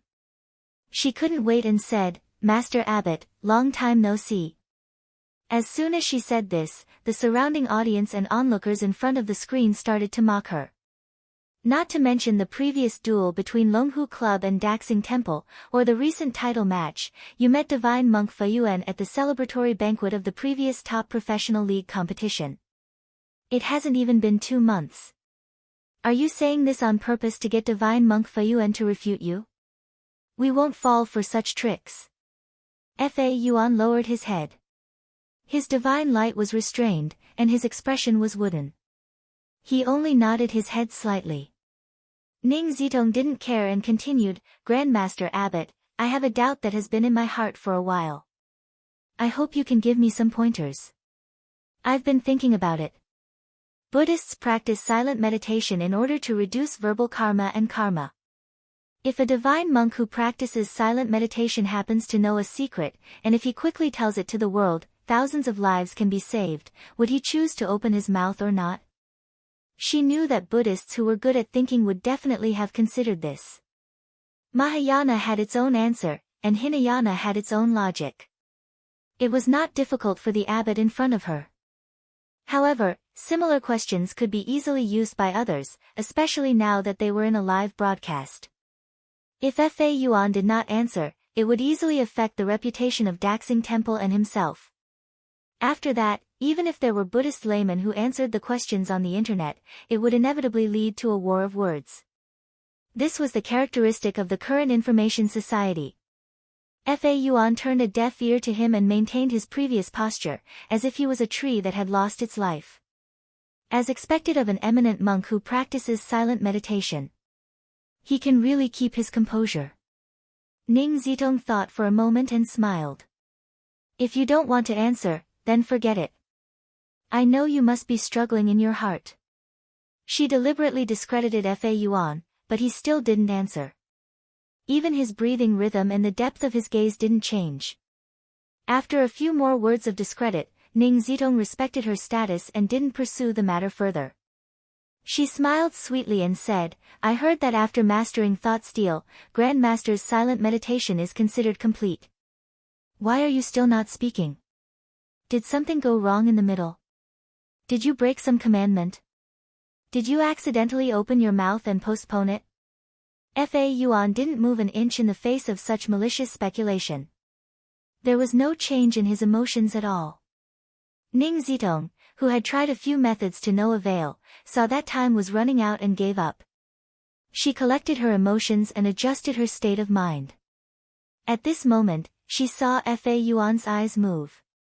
He was like a creature that had come to life after hibernation. Hibernation. Hibernation. Did he fall asleep just now? Ning Zitong suddenly had such a ridiculous idea. She was momentarily dumbfounded, not knowing whether to be angry or amused. The referee didn't give her any time to think. He raised his right arm and swung it down. Begin.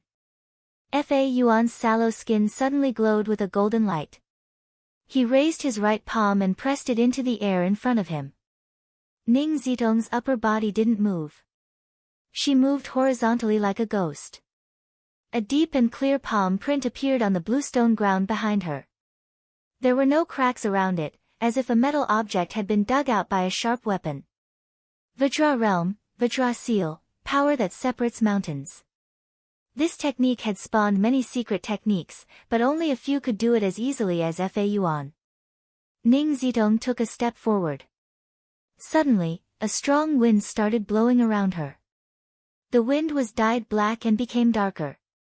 Whoosh, whoosh, whoosh, whoosh, whoosh. While circling around Fa Yuan, she suddenly spun her body and turned into a spiral drill. She attacked her opponent at high speed and threw out a series of faint black shadows that blended in with the wind. They fiercely pounced on Fa Yuan, covering her original form. At the same time, drops of rain condensed. They either fell or floated horizontally, enveloping Fa Yuan. The color of the rain was close to black, but it was a deep red that had settled for a long time. Dark sect, sanguinary rain. The wind could tear one's mind and body apart, while the rain hid poison. The illusions were both real and fake, and the punches and kicks were hidden within. To everyone's surprise, Ning Zitong took the initiative to attack at the beginning of the match instead of just wandering around. This was the true nature of the Ghost King. The world seemed to darken. Fa Yuan's eyes flashed, and a round light appeared behind his head. It was a bright, clear, and bright light that illuminated the surroundings. This round light seemed to hide the 5 Buddhas that symbolized the 5 great wisdom. As soon as they appeared, all the phantoms naturally disappeared without a trace. All the poisonous rain quickly disintegrated and lost its original color. The combination of Vajrasek's Wisdom Fist Seal, Fa Yuan's Prajna Bodhisattva Body, and Thought Steel. The high-speed rotating drill bit was revealed just as it was about to hit the other party. It was firmly hit by Fa Yuan's broad and long pale golden palm, and it did not deviate at all. Bam! Pale golden light scattered as Ning Zitong flew back. Before she landed, she changed direction in midair like a real ghost and dodged the follow-up attacks, increasing the distance between them. Lu Chen was amazed by such a movement technique. Even though he had mesmerizing snow steps and wheels of wind and fire, he couldn't compare to flickering light passing shadow, which specialized in movement techniques. While Xuanpa of Yanzhao's sect was fast, it was too direct and not flexible enough. Perhaps only the Wind sect, which also specialized in movement techniques, could achieve such a level. Chihuahua might be able to do something similar in the future. Lu Qing thought to himself. They were both beautiful, strong, and skilled in movement techniques. No wonder Sister Ning and Chihuahua's master had been at odds with each other for so many years. It was hard not to compare them. P.S. I was too busy thinking about the dialogue and didn't have time to think about the fight. Sorry for the lack of words. Chapter 703. Seeing Ning Zitong retreat with flickering light and shadow, Faiyuan didn't give up. He waited in place. With a wave of his red kasaya sleeve, he took a step in the general direction. Bam! Bam! Bam! With every step he took, the air beneath his feet would condense into lotuses that reflected a glazed light. They seemed to be supporting and bouncing at the same time, allowing Faiyuan to complete the movement that exceeded shrinking ground with ease. He quickly closed in on Phantom King Ning Zitong. Vajra Sect, Lotus Seal, Lotus Steps. Seeing this, Lu Qing found it funny in the changing room. According to Dragon King, these guys only knew how to show off. Why did they have to make the condensed air take the form of lotuses? The most basic, iron plate, shape was enough. The effect was almost the same. Using more energy and mind to sculpt a lotus was a pure waste. Lu Qing still remembered Empress Luo being stunned for a while after hearing Dragon King's comments. Her mouth twitched. I won't argue with a barbarian, whoosh whoosh whoosh. Faiyuan was fast, but Ning Zitong was fast. Her movements were smooth, agile, and strange, like a shadow moving at high speed. Although the distance between them was sometimes close and sometimes far, most of the time it depended on whether Empress Luo would attempt to attack. After failing to catch up, Faiyuan stopped and stood calmly in place. He wasn't anxious at all, just like when he was practicing silent meditation. The round light behind his head that hid the 5 Buddha phantoms retracted into his body and appeared in his left and right irises. It dyed the color of his eyes with a glazed luster, clearly reflecting everything he saw and obtained. If one were to observe carefully, they would be shocked to find that Faiyuan's eyes reflected not only what he saw but also what was behind him and above him. There were no blind spots. Vajra Sect, Wisdom Seal. What you feel is what you see. The Buddha's aura that appeared from the combination of Wisdom Fist Seal, Prajna Bodhisattva Body, and Thought Steel was a huge burden even for a divine monk at Fa Yuan's level. He couldn't maintain it for 10 seconds at most, and then he had to rest for a while before he could use it again. Thump thump thump. Amidst the illusory footsteps, Ning Zitong suddenly closed in, as if she was about to attack. Her gaze was restrained, without any ripples. She concentrated on suppressing the various thoughts in her mind so that her opponent wouldn't hear them. Just as Faiyuan was about to unleash his Vajra palm, Ning Zitong suddenly pulled her body back and flashed out of his thought steel range. She was like a robot following a predetermined sequence. However, Fa Yuan's palms, which were suffused with a faint golden luster, instantly became gentle. He flicked his 10 fingers together, and like a lotus flower blooming, he shot out 10 brilliant and pure-colored glass divine lights. Whoosh! Whoosh! The 10 beams of light crisscrossed, but they did not directly shoot at Empress Luo. Instead, they sealed off the space she could dodge to her left, right, and up. Following which, Feiyuan clasped his palms together, opened them, and pushed them forward. An endless amount of Buddha's light burst forth and surged towards Ning Zitong, as if trying to drown her. The great light scripture of Buddha, Buddha's light illumination. At this moment, Ning Zitong did not choose to dodge or defend against the 10 beams of light. Instead, she lowered her waist, got into a horse stance, and used force concentration. She threw her right fist forward to take on the Buddha's light head-on.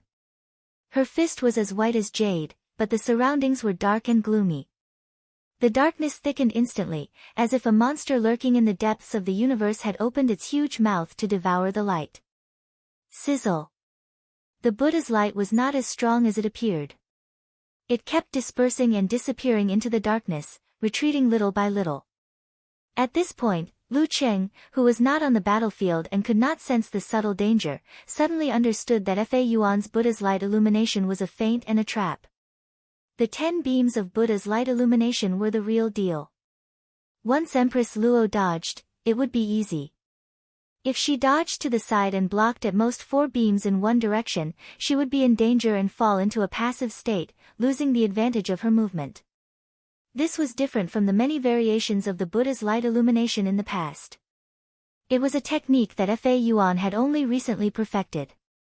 Who knew that he would not be able to fool Ning Zitong? Not only that, but she had also taken advantage of the weakness of the Buddha's light to attack. Sizzle. The darkness expanded rapidly as the Buddha's light was extinguished one after another. Ning Zitong's figure kept dispersing, finally turning into an overwhelming number of shadows that attacked Fa Yuan. Like countless bats that had been awakened in a dark cave, it was hard to distinguish between reality and illusion. The 8th move of the dark sect, disintegration. Darkness reassembly. This was a powerful defensive move, but it could also be used for offense. Every shadow contained a portion of Empress Luo's power. It was half real and half fake. The dark sect techniques of the Longhu Club and the dark sect techniques of the Guanwai League came from the same source, the Dark Infinite Sutra. However, after generations of physical invulnerability, experts from both parties perfected and created new techniques, including the inheritance of this technique before it fell into the hands of the military. The styles, characteristics, details, and some of the moves were quite different. Furthermore, the former lacked the 9th move, Dark Devouring Sunday Descent of Eternal Night. The distance between the two parties closed rapidly. Fa Yuan had no time to form the Buddha's light of wisdom. His skinny body suddenly bulged with muscles, the surface of which was flowing with a faint golden glow. His face was dark gold in color, solemn and dignified. The 2 circles of light in his eyes became clearer and clearer. At this moment, Fa Yuan used his fundamental move, Prajna Bodhisattva Body, and used it to push the wisdom fist seal to its limits. Seeing this, Lu Qing felt like laughing. It wasn't that he thought there was something wrong with Fa Yuan's reaction. It was just that his current appearance reminded him of the muscular Tang Sanzang picture that had been popular on the internet for a while. Wukong, dodge. Let me do it. Silently, a layer of faint golden flames burned around Fa Yuan's body. It circled and breathed, sacred and dignified. The shadows of power that Ning Zitong had created were immediately ignited the moment they came into contact with the flames. They quickly disappeared without a trace. Womb Sect, Guardian Azure Fire. Sizzle. Bam! With a loud explosion, the figure of the Ghost King, Ning Zitong, slowly appeared. She floated in midair, her legs spinning wildly as she drilled towards Fa Yuan. However, she was hit squarely by Fa Yuan's Prajna punch and was stopped. At this moment, the remaining shadows retracted and gathered around Ning Zitong. She used the momentum to create something out of nothing. Straightening her back, she went from a half-lying position to a sitting position. Her palms moved in the darkness as she slapped at her opponent's temples. She also hit a downward momentum to prevent her opponent from retracting his neck and bending his knees. Everything before was just a setup. This was the killer move that she had been preparing for a long time. At this moment, Fa Yuan's body was surrounded by guardian azure flames as he blocked his opponent's legs with his fists. His momentum was already spent, and he didn't seem to have the time to defend or dodge this ordinary slap. At this critical juncture, the veins on his neck popped out and expanded like a balloon. He looked like a faint golden python that had swallowed a huge prey. Bam! He lowered his head, swung his neck, and exerted all his strength. He didn't dodge or block, only attack. Clang! The sound of metal clashing echoed. Fa Yuan used the crown of his head to hit Ning Zitong's right palm. He knocked her back, causing the slap on his left to miss. His scarred head was a faint golden color, but it was actually dark and iron-like. Daxing's secret art, Iron Head Technique. This was a common technique that Fa Yuan had casually practiced in the past. He didn't expect it to have such an effect now. Of course, without the force of the python swallow, the Iron Head technique alone wouldn't be able to block the Ghost King's slap. Even so, when the color faded, there was still a beautiful handprint on the side of Fa Yuan's head. There was a dark precipitate inside, like green but not green, and contained poison. Bam! Fa Yuan stepped on the lotus and took the initiative to distance himself. His eyes were a little dizzy. Ning Zitong's attack didn't land. She immediately calmed down and started to fight again. Both parties went back and forth for nearly half an hour. The square was filled with marks, and darkness and Buddha's light alternated. This was the situation that Ning Zitong was best at. She slowly but surely wore down Fa Yuan. However, under the mental influence of the relics in the pagoda, her every move was more strenuous than usual. Fa Yuan, on the other hand, could silently use the simplified swastika formula to recover part of his condition. The scales of victory started to tilt in his favor. Just as it was about to be too late, Ning Zitong, who was moving in the distance, suddenly smiled. She formed a seal with her hands and said in a low voice, "Wholeness." Lu Cheng's 9 words formula was collected together with the military. They complemented each other. Since Ning Zitong had accumulated so many merits, it was only natural that she would choose some secret techniques to practice. Once she used the wholeness formula, Ning Zitong immediately felt invigorated.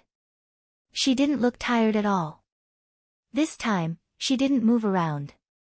Instead, she closed in on Fa Yuan and launched a series of attacks. Bam! Bam! Bam! Bam! Bam! Bam! Bam! After repeated collisions, Fa Yuan's dark sect force, which had been accumulating in his body for a long time, gradually increased. It made it difficult for him to exert his strength, making it hard for him to breathe. Bam! Seizing this opportunity, Ning Zitong turned and appeared behind Fa Yuan like a ghost. Her palm hovered behind Fa Yuan's head. While Fa Yuan was dizzy, he heard the other party's clear and mature voice transmission. "Big monk, you've lost." Ning Zitong seemed to have returned to the past. She didn't call him old monk, but big monk. At this moment, the referee raised his right hand and announced the result. Ning Zitong wins the first round. Just as he finished speaking, Wisdom King, Ji Hai, who was in the home team's changing room, stood up and walked out. The core of Daxing Temple's forbidden territory was the Vairocana body. Fa Yuan practiced the righteous body, the Prajna Bodhisattva body. Ji Hai practiced the Vairocana body of the Vairocana body, the body of the demon-vanquishing body, and the unmovable body of the Wisdom King. Chapter 704. The Akalanatha was known as the King of Wisdom Kings. It was adept at subduing demons and devils. It was also known as the Vairocana's enraged form. A martial art named after it was no small matter.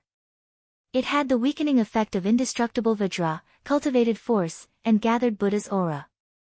It had no obvious shortcomings. It was so powerful that only a handful of people could master it. Throughout the history of Daxing Temple, only a handful of people had mastered the Akalanatha. Ji Hai, the Wisdom King, was one of them. Ji Hai didn't wear a red kasaya. Instead, he wore a loose yellow monk's robe. Handsome and radiant, he walked step by step to the center of the arena. Many in the audience cheered and declared that they would lick the screen. When he met Abbot Fa Yuan along the way, he calmly put his palms together and bowed in respect, maintaining his tranquility. Fa Yuan returned to his withered state. He silently returned the bow and nodded slightly. At this moment, Lu Chen was recalling the match just now. He said thoughtfully, Sister Ning had already thought of what to do before she entered the range of thought steal. She turned her thoughts into instincts to avoid being eavesdropped on. Lu Yan turned to look at him and said with a straight face, that's what they mean by the hand being faster than the brain. Coach, you have to be cultured. According to the novels I've read, that's called lawless. No, it's called thoughtlessness. Lu Chen complained to himself. Ugh, if Coach knew thought steal, he would have killed me sooner or later, but, sigh, if the opponent was the talker, I could have said those words without holding back. We could have dissed each other and entertained each other. For a moment, Lu Chen missed Little Ming. At this moment, the Wisdom King, Ji Hai, was already standing in his designated position. The referee announced the start of the second match. Lu Yan and the rest shifted their gazes back to the arena. Although Ning Zitong had waited until the end of the match to use the wholeness formula, this secret technique stimulated the body and squeezed out her potential. It came quickly, but it also drained quickly. The last few rounds of bloody attacks had taken quite a toll on her. Coupled with the injuries accumulated from the bitter battle and the suppression from the surrounding pagodas, she was less than half of her peak condition. Therefore, she didn't try to start the match like she did with Fa Yuan. Instead, she used her movement techniques and entered the familiar and adept phase of guerrilla warfare. In the previous match, she was able to fight Fa Yuan for more than half an hour. Firstly, the endurance of a physical invulnerability expert was much higher than that of an inhuman. Secondly, most of the time, she was guerrilla warfare and didn't engage in close-quarters combat. Hence, she didn't expend much of her energy. Also, to Empress Luo, as long as she didn't run or turn. As she was mostly in guerrilla warfare.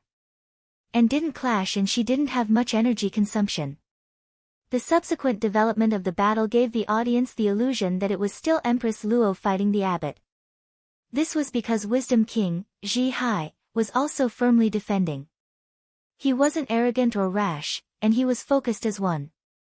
He would deal with whatever came his way. If they didn't come, he would just stay where he was and watch. Of course, Ji Hai wasn't purely passive. At times, he would gather the Buddha's aura and shoot out laser-like rays. At other times, he would hold a glazed ball of light in his palm and shoot it out horizontally. His timing was always perfect. It was as if he had a natural ability to judge changes. The speed of the sun's shooting ray was absolutely terrifying. There were a few times when Ning Zitong was forced to dodge and almost hit. As such, she was gradually approaching the end of her tether. She had reached the warning line where she could go all out.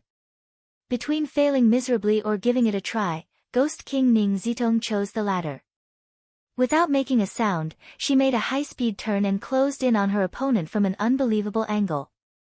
The surrounding sky quickly darkened, as if a cluster of black curtains had descended, creating a scene where there was no starlight, no moon, and a violent wind. It was a terrifying scene.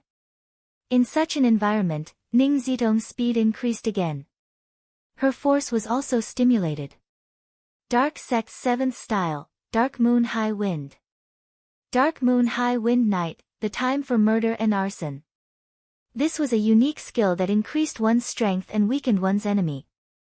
In gaming terms, it was a buff to oneself and a debuff to the enemy. Bam, bam, bam. Wisdom King Ji Hai welcomed a direct confrontation. His body glowed with a pure gold color as he resisted the corrosion of the environment. Using his Vajra fist, he continuously knocked back his opponent. He was as steady as a mountain and as steady as the ground. After an intense battle, Ning Zitong was completely drained. She was sent flying by the Vajra seal that could split mountains and break rivers. She fell back and almost lost her balance. Ji Hai didn't chase after her. Instead, he retracted his fist and looked over calmly. Ning Zitong swung her arm and shook her head at the referee. Round 2, Ji Hai of Supreme Class wins.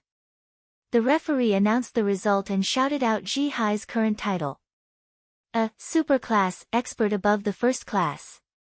Even though Empress Luo had already fought a fierce battle, Ji Hai was able to defeat her so easily. This was enough to show Ji Hai's strength.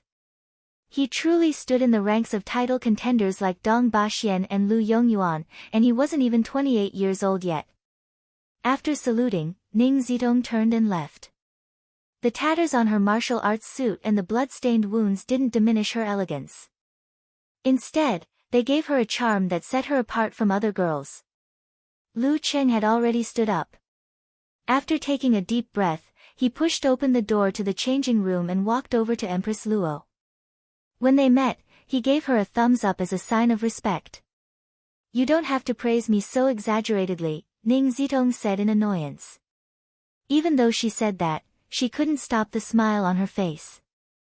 It was beautiful and charming. "If I really believed your polite words, it would be a waste of little fairy's guidance over the past few years." Lu Cheng chuckled to himself as he looked at the center of the limestone square. Wisdom King Ji Hai stood there.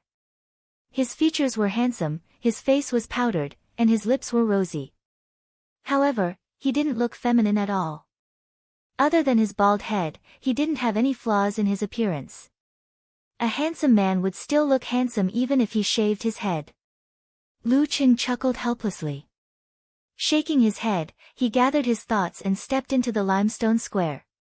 The moment he stepped in, he immediately felt his desire to fight and the trembling of his body calmed down. His surroundings were quiet and peaceful, as though there shouldn't be any conflicts. Just like the effects of the confrontation formula. Lu Cheng narrowed his eyes and felt the influence of the many sariras in the pagodas around him. He had to constantly divert a portion of his attention to fight against them. As these thoughts flashed through his mind, Lu Cheng calmly walked to the designated spot. Using this opportunity, he easily entered the visualization state. Stroke by stroke, he outlined the ancient seal text. Fighting. Once the word was formed, his chi and blood surged. His willpower was so condensed that it shot into the sky. A sense of heroism that would never admit defeat or compromise surged through him. Opposite him was the Wisdom King, the most powerful heavenly son of the present age. Opposite him was a true top-notch expert who had defeated Warrior Sage and Dragon King. Opposite him was the benchmark that others used to measure him, the target that he set for himself. "I've been looking forward to this battle for a long time." In the room of an unknown streamer, Kai Zongming sighed emotionally. Finally, Lu Cheng and Wisdom King have met. Even though Wisdom King has already fought for half a round, and both of them aren't at their peak, this match still has a strong symbolic meaning. As for the specific meaning, I won't say much about it. However, I need to remind everyone that you can't judge a hero based on a single victory or defeat. This isn't ancient times, where the Dragon King and Warrior Sage lost before. Who hasn't lost before? No matter who loses later, don't be in a hurry to make a judgment. The result is important, but it isn't the only thing. The actual situation is what is reflected in the details of the match. Just as he finished speaking, he saw some comments on the bullet screen. "Why do I feel like you're defending Lu Cheng and speaking up for him in advance?" Yeah. Your teammates in Songqing University Martial Arts Club, roommates in the same dorm. Not objective enough. Kai Zongming made an exaggerated expression and snorted. Do I look like that kind of person? Look at my looks, how righteous I am. My motto is I side with reason, not kinship. As he finished speaking, he lifted a piece of cardboard with the words, Lu Cheng, written on it. Come, little sunflower's lesson is starting. Everyone, repeat after me. Kai Zongming pointed at the two words and said. Dao, Li, reason. The bullet screen went silent at first, then many comments flooded in. Lu Cheng equals reason, I like how shameless you are.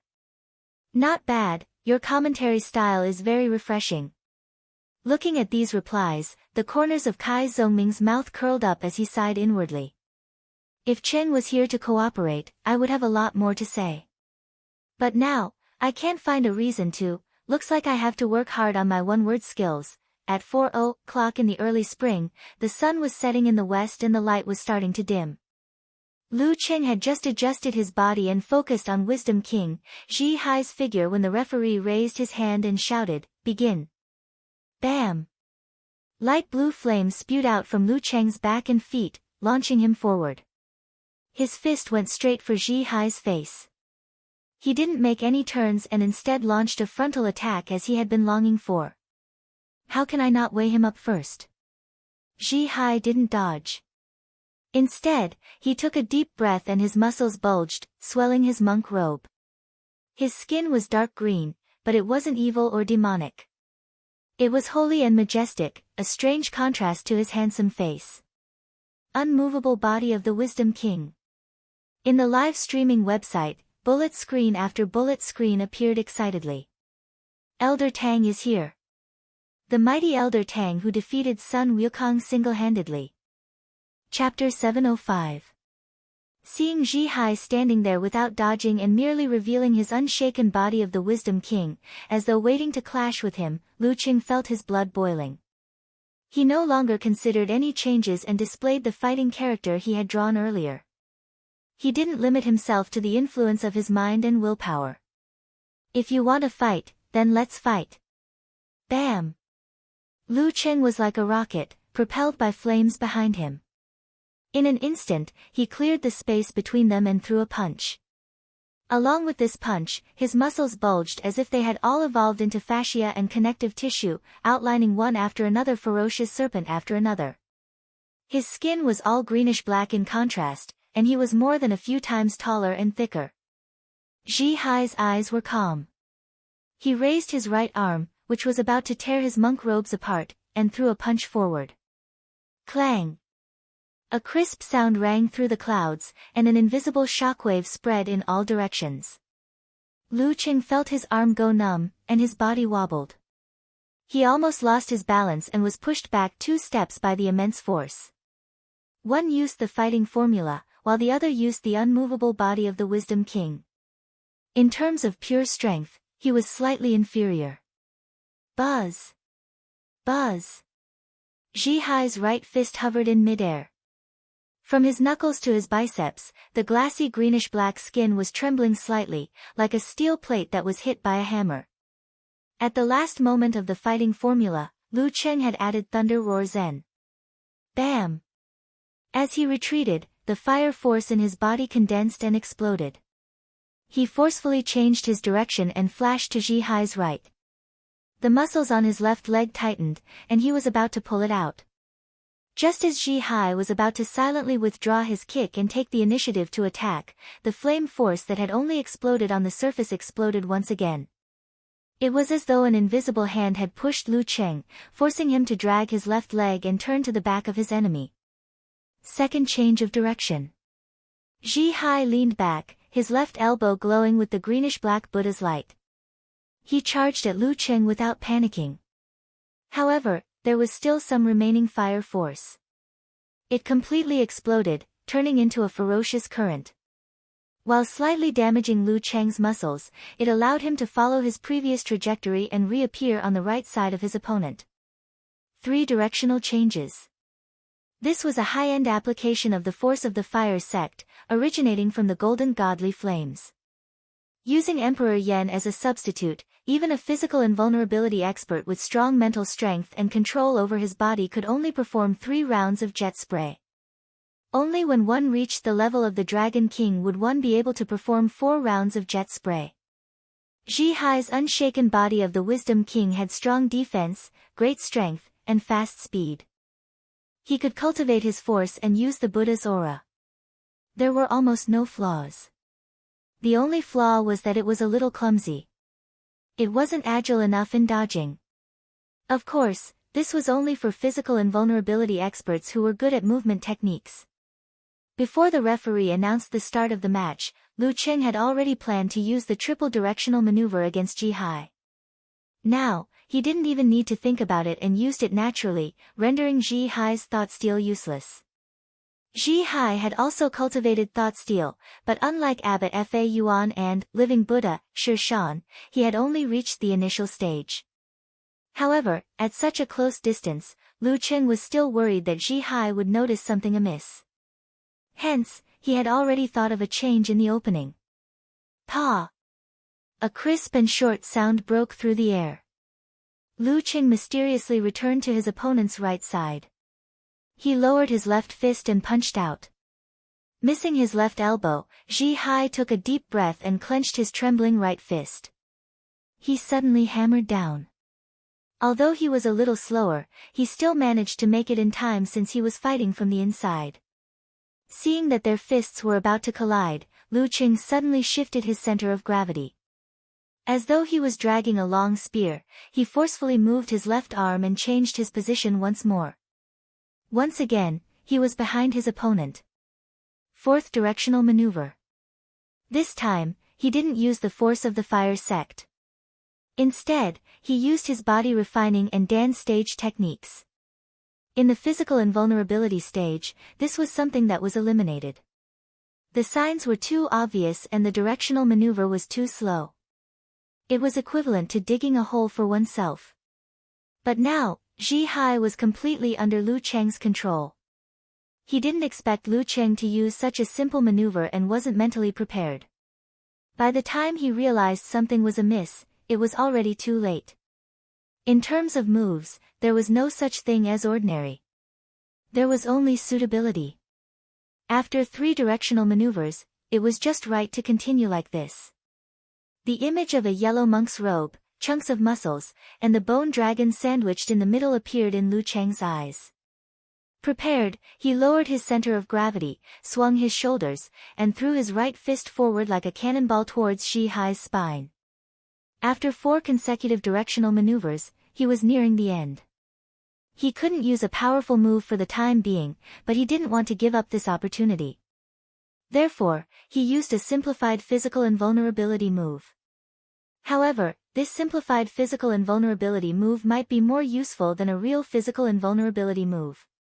The strength of unmovable body of the Wisdom King was only slightly weaker than invulnerability body of Vajra. It was common for him to withstand attacks head-on.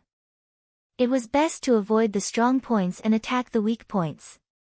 For example, internal explosion. What Lu Cheng threw out was the internal explosion punch. Even though it would be weakened by the unmovable body of the Wisdom King when it penetrated his body, the remaining Emperor Yen force would explode inside his body. It would be enough to give Ji Hai a hard time. Furthermore, the fist was aimed at his spine. The surface of Lu Cheng's fist was pale purple, while Ji Hai's back was wide open. Many commentators stopped talking and waited for the result. Suddenly, a bright, pure, greenish-black light shone. An illusory yet real arm grew from Ji Hai's shoulder blade. There were many Buddhist markings on it, as though it could repel demons and vanquish evil spirits. Advent of the Wisdom King. This was Ji Hai's ultimate move from the Wisdom King transformation. Bam! The illusory arm swung down rapidly and hit Lu Cheng's right fist. Without a sound, the front part of the arm shattered into pieces of illusory glass. They danced around like fireflies, but they also deflected the fatal punch. Before the audience could react, the remaining half of the arm suddenly extended and turned into a greenish-black rope, wrapping around Lu Cheng's fist, forearm, and arm. Unmovable Wisdom King, one hand holding the rope, the other holding the sword. Lu Cheng's heart was as cold as ice. He didn't feel dejected or disappointed. Taking a deep breath, he tugged hard, breaking the rope and taking advantage of the momentum to retreat. Crack! Crack! Crack! The moment the rope broke, it split open and burst into flames. The flames were greenish-black in color and seemed illusory. They didn't seem to have any temperature. Even with Lu Cheng's ability to control fire, he couldn't stop them from spreading. However, they didn't ignite his clothes or burn his skin. Instead, they seeped into his body. the devil subduing precious fire that came with the unmovable Wisdom King. Once they'd burned their internal organs, the result was obvious. Seeing this, Lu Cheng's pupils shrank. He didn't dare delay. His right arm was instantly covered in a crystalline ice wall, freezing the devil subduing fire within. With this delay, Zhi Hai had recovered. He turned sideways and swung his right fist, whipping it towards Lu Cheng with greenish-black flames. At the same time, two illusory arms formed from the greenish-black light grew from his shoulders. One was holding a sword, the other was holding a rope. He attacked with all his might without any regard for energy consumption. This form and his handsome face formed a strange image. Bam! Bam! Bam! Bam! Bam! Bam! Zhi Hai swung his four arms and hammered at his opponent like a maniac. Lu Cheng's qi and blood were fluctuating, and his arms were sore and numb. He almost couldn't keep up with the rhythm and withstand the pressure. He had tried many times to change the situation and escape, but Zhi Hai, who had four arms, didn't give him a chance at all. He would always forcefully break his arms, followed by a new round of attacks. Regardless of whether it was the scorching heat of the Emperor Yen force or the slowing and freezing effect of the ice spirit force, they couldn't shake the unshaken body of the Wisdom King. Amidst the purple flames, the greenish-black skin glowed with a glassy light, without a single trace of burn. Boulders flew everywhere. Lu Cheng was at a complete disadvantage and entered the rhythm of the Wisdom King. However, his ice heart was firm and he didn't panic at all. As he defended, he gradually understood why his attempts to escape had always failed. Thought Steal. Zhi Hai used Thought Steal to detect the clues in advance. If the combination of All-Seeing God and Heaven-Earth Connection allowed Lu Cheng to predict his opponent's next move in the blink of an eye, then Thought Steal allowed him to predict his opponent's next move before he made any preparations. To deal with this unique skill, he had to either increase his distance and think carefully before approaching, or he had to be mindful of thoughtlessness. The former was what Lu Cheng wanted to do but was always stopped by Zhi Hai. He could only rely on thoughtlessness. After repeated training, Lu Cheng was able to apply his moves instinctively. However, in battle, he had to make judgments based on his opponent's situation. What he wanted to achieve was what he got. Just treat this as morning training. Just treat this as morning training. Lu Cheng, who kept hypnotizing himself, wasn't worried about being heard by Zhi Hai. Zhi Hai wouldn't know his state and routine during morning training. Bam! He raised his arms and blocked the two illusory arms smashing downwards. Then, without thinking about what Zhi Hai would do or how he would react, he shrunk his body and half-squatted. His left fist shot out from his waist and diagonally upwards, aiming for the enemy's vitals. It was a mysterious move. Zhi Hai's eyes flickered. He extended both his palms, one towards his crotch and the other towards Lu Cheng's head. However, Lu Cheng squatted even deeper. Just as his left fist made contact with Zhi Hai's palm, he exerted force and rebounded. Like a cannonball, he shot out close to the ground and narrowly avoided Zhi Hai's follow-up attack. Halfway through, he extended his curled body. Pressing his palms against the ground, he shifted and changed directions continuously in an attempt to increase the distance between them and form the 5 flames. At this moment, Zhi Hai formed hand seals and said solemnly, "An eye." Lu Cheng's vision blurred. He realized that Zhi Hai had reappeared in front of him. All the dodging seemed to be for the sake of closing in. An eye syllable. Mental influence. Interfering with my judgment of direction. So much so that I came back after circling around. Lu Cheng knew that the N-I syllable was a secret technique related to the mind. However, he didn't expect it to have such a unique application in the hands of Wisdom King Zhi Hai. It gave him the feeling that he couldn't escape from Zhi Hai's grasp. So close, yet so far. If I tell you to close in, you have to close in. If I tell you to stay away, you have to stay away. As these thoughts flashed through his mind, Lu Cheng took a deep breath and stopped running towards Zhi Hai. He gathered his qi, blood, force, and mind at his lower abdomen and drew an ancient and complicated symbol formed by 9 seal scripts in the miniature universe. Confrontation. Army. Fighting. Swordsman. Wholeness. Formation. Deference. Forwarding. Attainment. He felt invigorated. He felt as if something around him had been torn apart. There were no longer any undercurrents that could interfere with his judgment.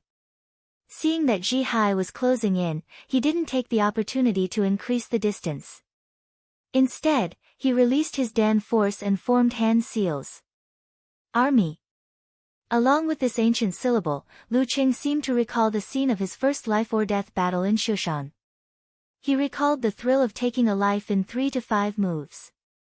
He recalled the professional 9th pin from the dark sect who was bleeding from his 7 orifices after being hit by his palms. He recalled the life-threatening battle in the underground garage. He recalled Gu Hui, whose brain was blown apart by his own slap. He recalled the mummy that vanished under the cosmic phantom. He recalled the dark night bat whose skull was smashed by his own attack. He recalled the physical invulnerability expert from the Witch King lineage, Talon. The murderous aura from all these life-or-death battles and the sharpness of his blade were all infused into the army formula and enveloped Wisdom King Ji-hai. As a modern monk, this was what he lacked. In the past few days, Lu Qing had discussed the shortcomings of the Wisdom King with Empress Luo, Lu Yan, Guojia, Yan Zhika, Peng Liyun, Ren Li, and the rest. They seriously considered if there were any openings that could be exploited. Other than his lack of agility, this was the only thing he could think of. He had also prepared a surprise for this. He recreated the past and developed the army formula, greatly increasing its power. Army. Just as Ji-hai approached, he felt a chill run down his spine. He smelled blood and danger and felt as if his head was about to explode. It was so clear and profound. His Zen mind was so deep that he wouldn't lose his composure. However, he couldn't help but shudder. He wanted to defend himself, so his movements paused. This pause was exactly what Lu Qing wanted. Using the momentum of his Dan Qi, he took a step forward with his left foot.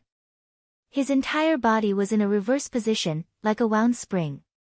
He raised his right arm and clenched his fist. The center of his palm was dark and deep like the universe, embellished by specks of light. Tilting northwest, sinking southeast. Bam! His palm came down, and the surroundings turned dark. It was as though he had turned into a chaotic, boiling porridge. Ji-hai's eyes narrowed. It was too late for him to dodge. The greenish-black glow on his body shone brightly. His 2 fists and the 2 illusory arms of the Wisdom King blocked the attack. Boom! The boiling porridge swirled violently, and the greenish-black glow dissipated. The illusory objects instantly turned invisible and filled up the temporary vacuum. Obvious cracks appeared on Ji-hai's arms, as though his skin and muscles were made of metal. This was the unique characteristic of the unshaken body of the Wisdom King. After the successful punch, Lu Qing quickly used force concentration. He extended his left palm and extended his fingers, grabbing towards Ji-hai's head. He didn't give him any chance to catch his breath, just like how he dealt with the god-slaying saber, Lu Yongyuan. Ji-hai raised his right arm forcefully and placed it in front of his face. Whether it was his eyes or his temples, they were all weak points that even an invincible Vajra monk had to defend against.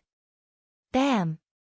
The 5 fingers grabbed onto Ji-hai's arm, but there wasn't any tearing force. Instead, white frost and crystals spread out. After tilting northwest, sinking southeast, Lu Qing quickly used Dan equilibrium to retract his flame force, causing extreme coldness to appear at the edge of the starry sky. Self-created unique skill, Lament of the Ice Queen. Seeing that he was about to be sealed in ice, Ji-hai's eyelids drooped. Pale golden flames burned on the surface of his body. They expanded and expanded, transforming into 8 heavenly dragons that shattered and melted into crystals. Protective azure flames. Lu Qing didn't succeed in his first move, so he immediately retracted his left palm and pulled his right arm back.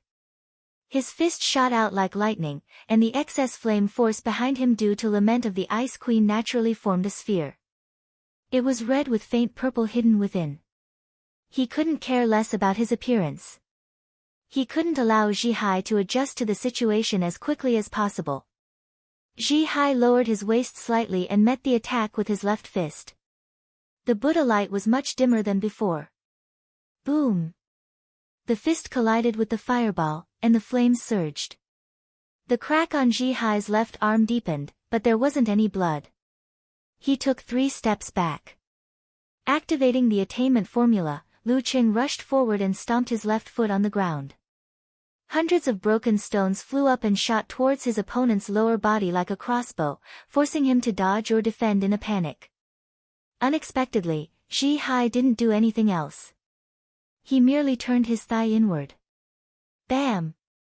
Bam! Bam! The rocks hit Ji-hai's calves and thighs, but they only tore his pants.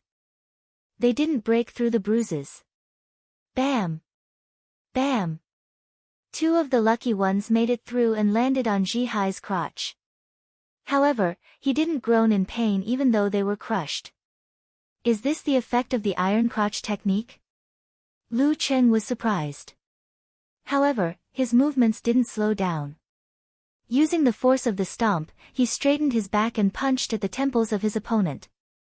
Covered in faint purple, his fists were like venomous dragons emerging from the sea. Both of his arms were injured, and he hadn't adjusted his breathing. Ji-hai could only half squat, shrink his head, and dodge the attack. Bam! After destroying the airflow with one punch, Lu Cheng's legs flew up and launched a series of kicks. Amidst the crisp sounds, the afterimages of his legs burned with purple flames appeared. Ji-hai blocked a few of them, then flipped backwards. Using his legs as razors, he forcefully whipped upwards. Bam! After their legs collided, Lu Qing took advantage of the momentum to leap higher. He shrunk his body into a ball, then extended his right hand and pressed down. Heaven and earth turned pitch black, with countless lights embellishing it. It was as though the starry sky was reflected here. Fundamental unique skill, Cosmic Phantom. Just as Ji-hai's feet touched the ground, his surroundings were sealed in ice. With a thought, he preemptively made a hand seal. Silently, he became an insect trapped in amber, unable to move. He could only watch as the stars came crashing down on him one after another. Ba! A solemn Buddhist voice came from the ice, and Ji-hai's aura surged. The Ba syllable could temporarily increase one's strength, but it couldn't bring about a huge leap in strength. If the Wisdom King, who was already at the peak of physical invulnerability, used it, wouldn't he be close to the Forbidden Zone, like the Dragon King and Warrior Sage? If the unmovable body of the Wisdom King were close to the Forbidden Zone, wouldn't it show? Just as Lu Qing was thinking, the scene before him changed. In the ice that was shattered and melted by the stars, boundless radiance erupted. They didn't jump around randomly. Instead, they formed a majestic Buddha statue made of pure light. The Buddha statue extended its right hand, its palm glowing with boundless radiance. The stars were drawn towards it and fell one after another. Vairocana, Advent. The Buddha closed its palm, and the dazzling radiance dissipated. Color returned to heaven and earth. Lu Qing thought that the temporarily enhanced Vairocana body would dissipate quickly. However, he realized that the glaze realm created by the pagodas was converging on Ji-hai, allowing him to barely hold on. TSK, home ground advantage. Lu Qing did a somersault. Just as he landed, the Buddha statue made of pure light appeared in front of him. The palm enveloped everything and pressed down. There was no way to avoid it. Lu Qing knew that this was a realistic illusion caused by the strong influence on his mind.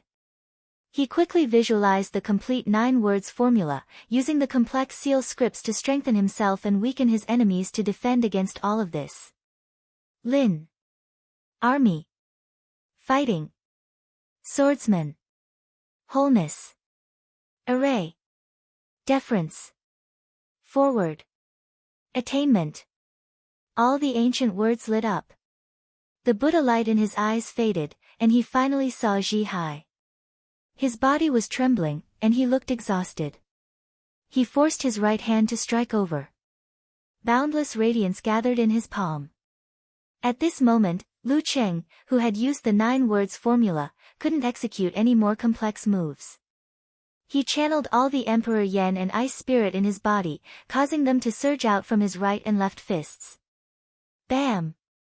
Bam! He extended his fists. One was covered in terrifying purple flames, while the other was surrounded by frost. Just as they were about to block the Vairocana body's palm, they suddenly drew close to each other and stuck close. The ice and fire balanced, forming a whirlpool. A ball of darkness appeared. Poof! When the Buddha's palm hit, the light and darkness disappeared together. With the building as the center, the ground within a radius of more than 10 meters suddenly collapsed, forming a pit.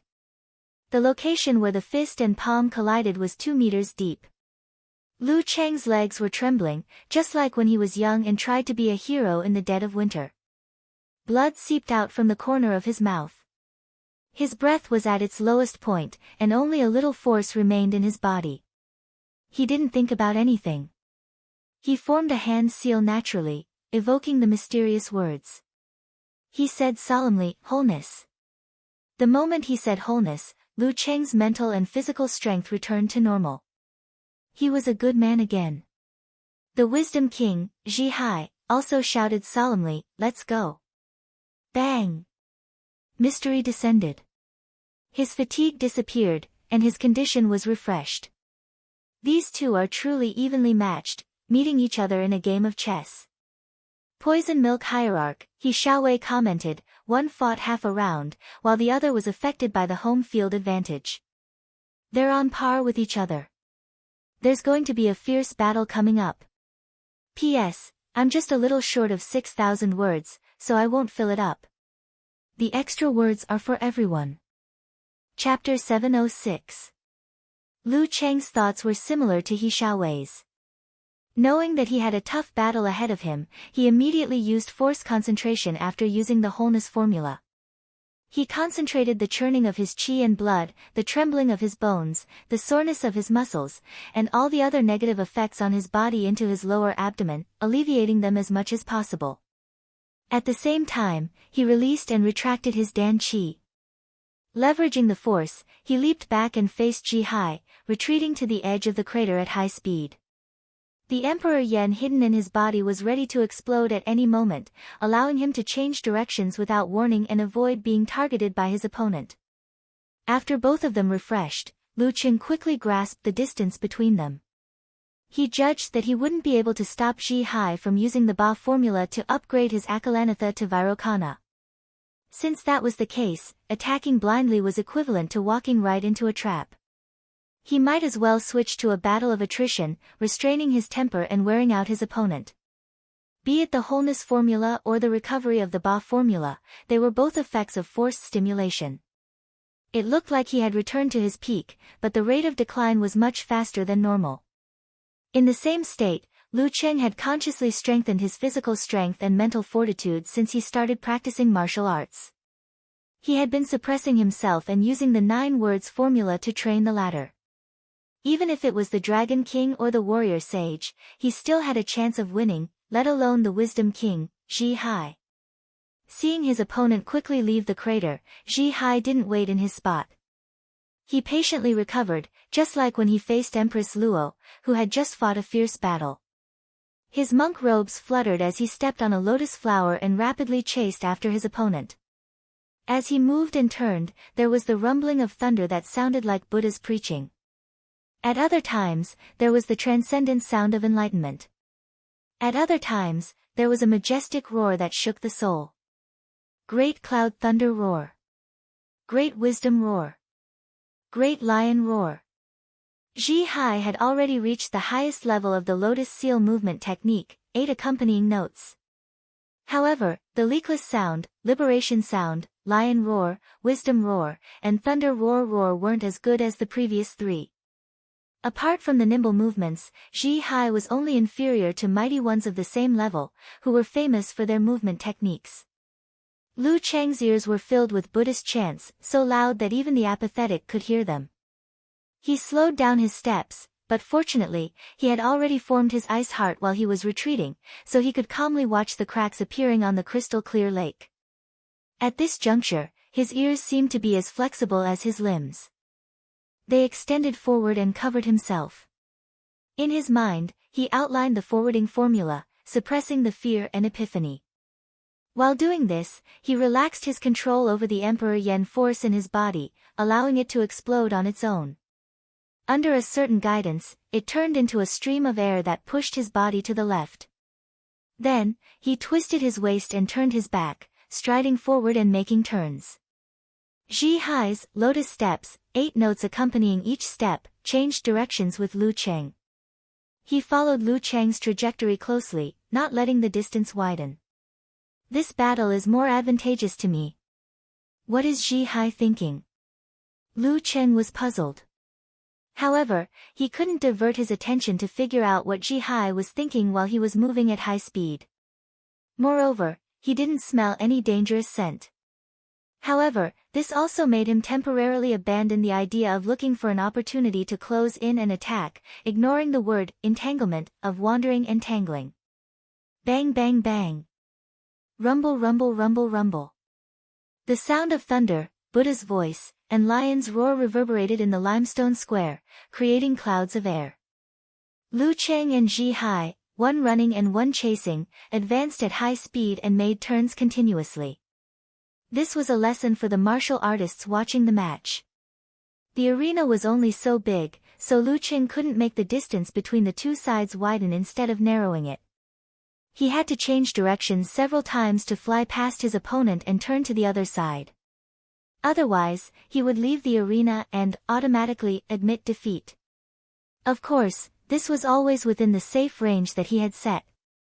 Just as another similar turn of events occurred, he suddenly heard a solemn Buddhist voice in his ears. Ba. Ba sound? Is Zhi Hai crazy? Lu Cheng was shocked. He understood that Zhi Hai was using the Ba sound to temporarily raise his level and get closer to the forbidden zone. After getting closer to the forbidden zone, Akala was equivalent to Vairocana. However, the problem is that I haven't come into contact with him. No matter how strong Vairocana body is, it's useless if it can't hit me.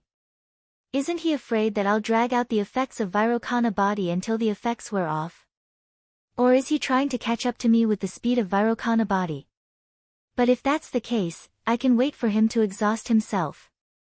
I can use tilting northwest sky, sinking southeast earth to deal a fatal blow to him, who is greatly drained from his level recovery.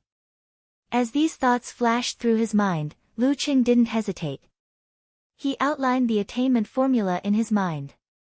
Light blue flames gushed out from his feet as he attempted to escape and make Zhi Hai's Vairocana body eat dust.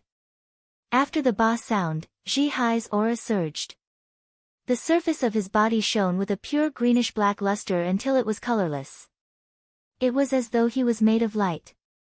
Looking at Lu Cheng's retreating figure, he didn't chase after him.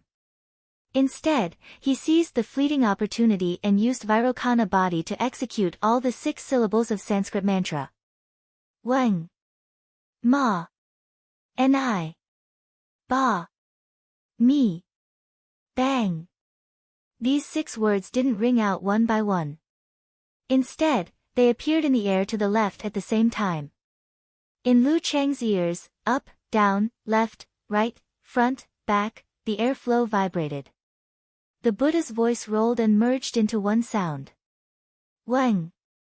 Ma. Ni. Ba. Mi. Bang. The surrounding Buddha's sarira glow from the pagodas thickened like syrup. Lu Cheng was like a fly caught in it. His movements slowed and his speed decreased as he was suppressed. A fleshy palm shone with boundless radiance. It extended its fingers and pressed down clearly. It seemed slow, but it solidified the surroundings. To think that the 6 syllables of Sanskrit mantra combined with Buddha's sarira would have such an effect.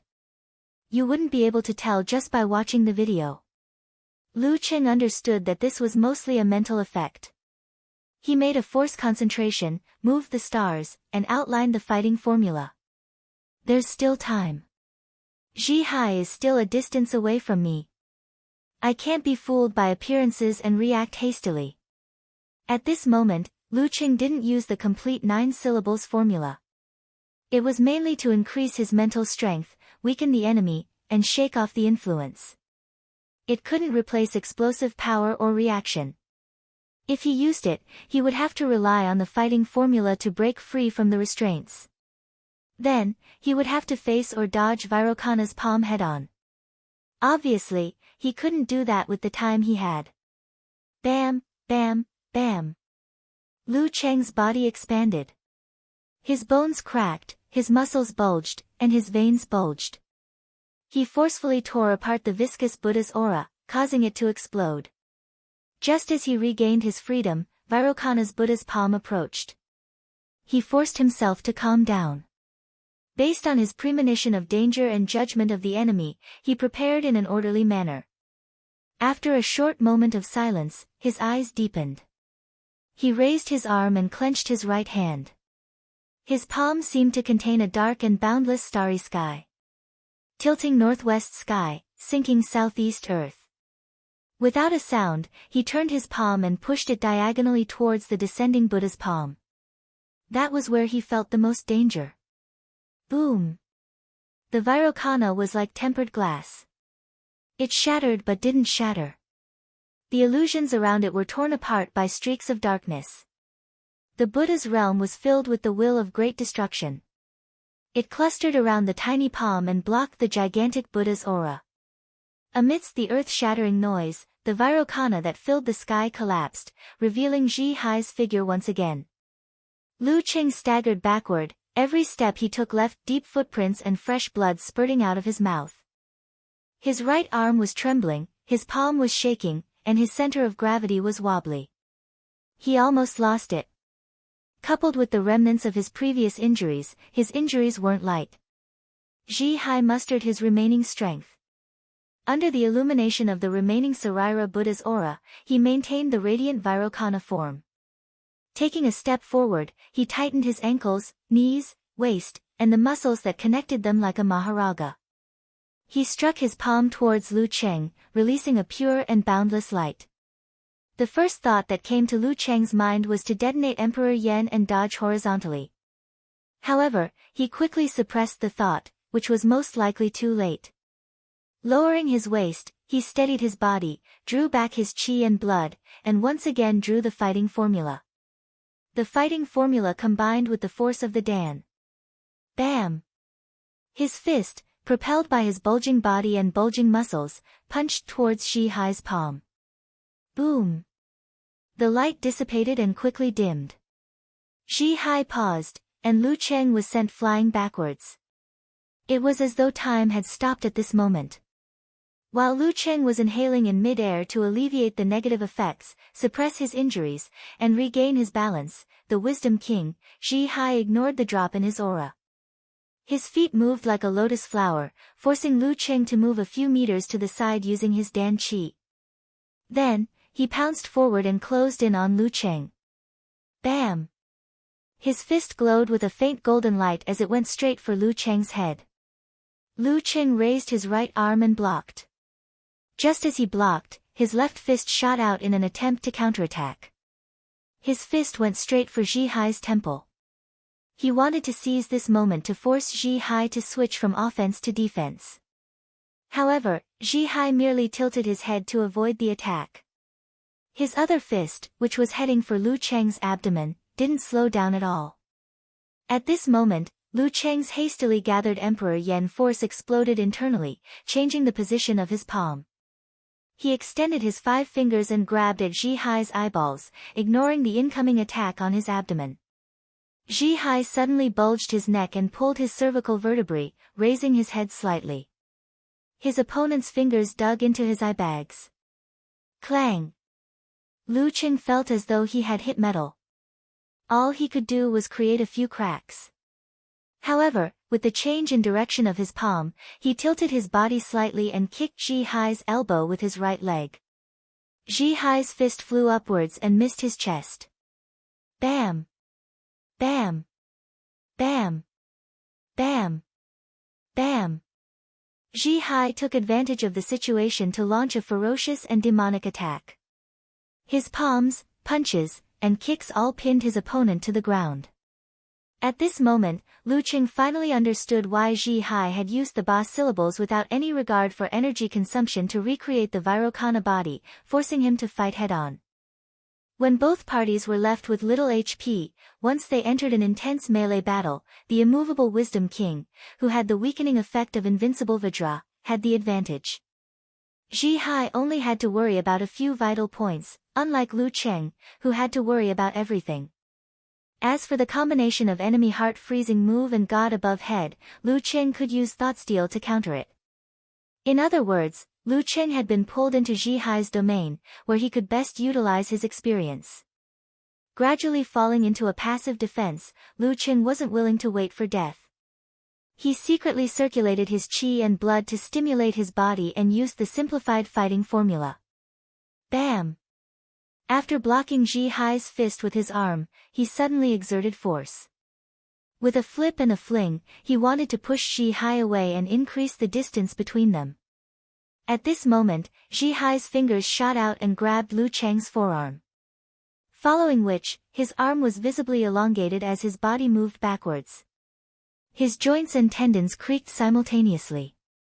There was even a jarring sound of bones grinding against each other and a feeling of dislocation. He held on tightly and didn't let go. Using his arm as a spring, he pulled it back and raised both his legs, kicking towards Ji Hai's abdomen. Lu Qing didn't have time to turn to the side. He could only form a fist with his other hand and transform it into a hammer. Bam! As he hammered, he turned to the side. Ji Hai's right leg, which he had just hammered, was already diagonally facing Ji Hai, causing Ji Hai's follow-up left leg to miss. Before Lu Qing could catch his breath, Ji Hai used his palm as a fulcrum and swung his waist forward. His bald head, which glowed a bluish-black, smashed into Lu Cheng's face like a cannonball. Iron head of the Akala Wisdom King. A rock against an egg. Lu Cheng's pupils shrank. He took a deep breath and curled his body into a ball. Half of it was a force concentration, and the other half was a headbutt. This was his only choice at the moment. Bam! Ji Hai's forehead broke through the airflow. His other hand struck out silently and coincidentally stopped at the side of Lu Cheng's head. For this attack, he started with his right fist, then his legs, then his head, and finally his left hand. He used almost every part of his body before finally succeeding. Lu Cheng's Dan Qi exploded, but he wasn't able to expand his head enough to withstand the attack. He could only take advantage of the momentum to stand up. From afar, the referee raised his right hand and announced loudly, Round 3, Ji Hai of Supreme Class wins. Chapter 707. This home field advantage is way too strong, Lu Qing couldn't help but mutter to himself when he heard the referee's announcement. If not for that, Ji Hai's Vairocana body wouldn't have lasted that long. The full version of the 6-syllable Sanskrit mantra wouldn't have had such ridiculous effects either. More importantly, the pagoda where the relics were placed was outside the arena. With the protection of the eminent monks, the martial artist in the away match wouldn't have been able to destroy it. He could only hope that his opponent would exhaust him. Amidst these thoughts, Lu Qing took a deep breath and suppressed the resentment and unwillingness in his heart. It wasn't the attitude of a true martial artist to blame the environment and other factors for his failure instead of finding fault with himself. Besides, it was a tradition for top-tier professional matches to have home field advantage. Didn't he take advantage of this when he defeated God-slaying saber Lu Yongyuan in the previous round? The pagoda Saraira at Daxing Temple wasn't added at the last minute. It had been there for many years. It was his own fault for not being able to see through the phenomenon and deduce the possible anomalies from the videos and experiences. Phew. Lu Qing exhaled and saluted the Wisdom King, Ji Hai, who had retracted his fists and legs. At that moment, his heart skipped a beat as he recalled Ji Hai's thought steal. Even though it's only at initial mastery, I didn't try to hide it. Could he have heard my thoughts? sh*t, will he think I'm a sore loser, this is so king embarrassing. Lu Qing lifted his gaze and looked into Zhi Hai's eyes. He tried to analyze if Zhi Hai had heard his thoughts through the window of his soul. His eyes were as pure as a child's. There wasn't the slightest bit of distraction in them. It seems like he won't use thought steal unless it's a battle. Lu Qing heaved a sigh of relief. He turned around and walked to the edge of the limestone square. Zhi Hai seized the opportunity to absorb the remaining luster, recovering as much as he could. Step by step, Lu Qing couldn't help but replay the battle. He had a deeper understanding of why Zhi Hai was able to obtain the king and supreme class titles. Long-range attacks were useless against him, and neither was close-range combat. If he had formed 5 flames and used his advantage as a cannon to attack from afar, Zhi Hai wouldn't have had to dodge. All he had to do was block his Achilles heel and use unshaken body of the Wisdom King. At the very least, he would have to combine 3 flames into one to hurt him. However, Zhi Hai wasn't blind and didn't have mental senses. How could he not avoid such a situation? No matter how strong Lu Qing was, he couldn't keep using 3 flames into one and 5 flames as attacks. In close-range combat, Thought Steal would be able to counter the combination of enemy heart-freezing move and all-seeing God. Other than his ability to sense danger, Lu Qing was at a disadvantage in terms of prediction. His evasive maneuvers could be easily seen through. As for strength, speed, defense, and tolerance to negative effects, they were Zhi Hai's forte. Zhi Hai could use brute force to win, but Lu Qing had to be cautious. A simplified form of physical invulnerability, internal explosion, had to be hit at an important spot to cause some damage after penetrating the opponent's body. The more advanced version, Golden Godly Flames, was more effective, but it required more preparation. Zhi Hai wasn't a wooden block waiting to be hit. He could sense it with Thought Steal and make the right response. For example, he could hide the Buddha's light to dispel the flames that had entered his body. It's close to impossible to counter. Lu Qing sighed. He knew that there was only one most effective way to deal with Wisdom King. That was to use a combination of close-range and long-range attacks. First, he would widen the distance and look for an opportunity. Then, he would come up with a plan and turn it into an instinctive reaction. Next, he would close in and launch a round of frenzied attacks. If he didn't succeed, he would repeat the process and patiently wear him down until the end of time. Of course, this was the best method for normal physical invulnerability experts, but not for perverts. The Dragon King had used the penetrative attack of the Golden Godly Flames and his own terrifying strength to push the fire-like invasion technique forward. He didn't give Zhi Hai the chance to use the 6-syllable Sanskrit mantra. Even if Zhi Hai could hear it, he wouldn't be able to escape. He wouldn't be able to find a way to counterattack and would be forced to die. However, at the Dragon King's level, Thought Steal of lesser mastery shouldn't have much of an effect. It's a pity I haven't reached that level yet. Lu Qing shook his head slightly. He stepped out of the limestone square and saw Lu Yen walking towards him. At this moment, all sorts of discussions were going on online. There's still a gap. It seems impossible for Lu Qing to get a title in 2 years. That's the gap between him and the title holders. I'm referring to the experts who have won titles in recent years, not including the half-crippled warrior sage or the god-slaying saber who has a habit of failing miserably. Poison Milk Hierarch thinks Lu Qing will get a title in 2 or 3 years. What a poison milk, can't he reflect curses? How can we explain metaphysics? Hands up. I don't think the gap is big. Yeah. Usually, the Wisdom King's Vairocana body wouldn't be able to last that long. It would be more exhausting too. He has a clear home field advantage. But Elder Tang had a match with Empress Luo before, even if she was at her lowest. Then we're even. Lu Qing didn't lose that easily, right? He almost drained the Wisdom King. There's a gap between them, but it's definitely not that big. Words aren't proof.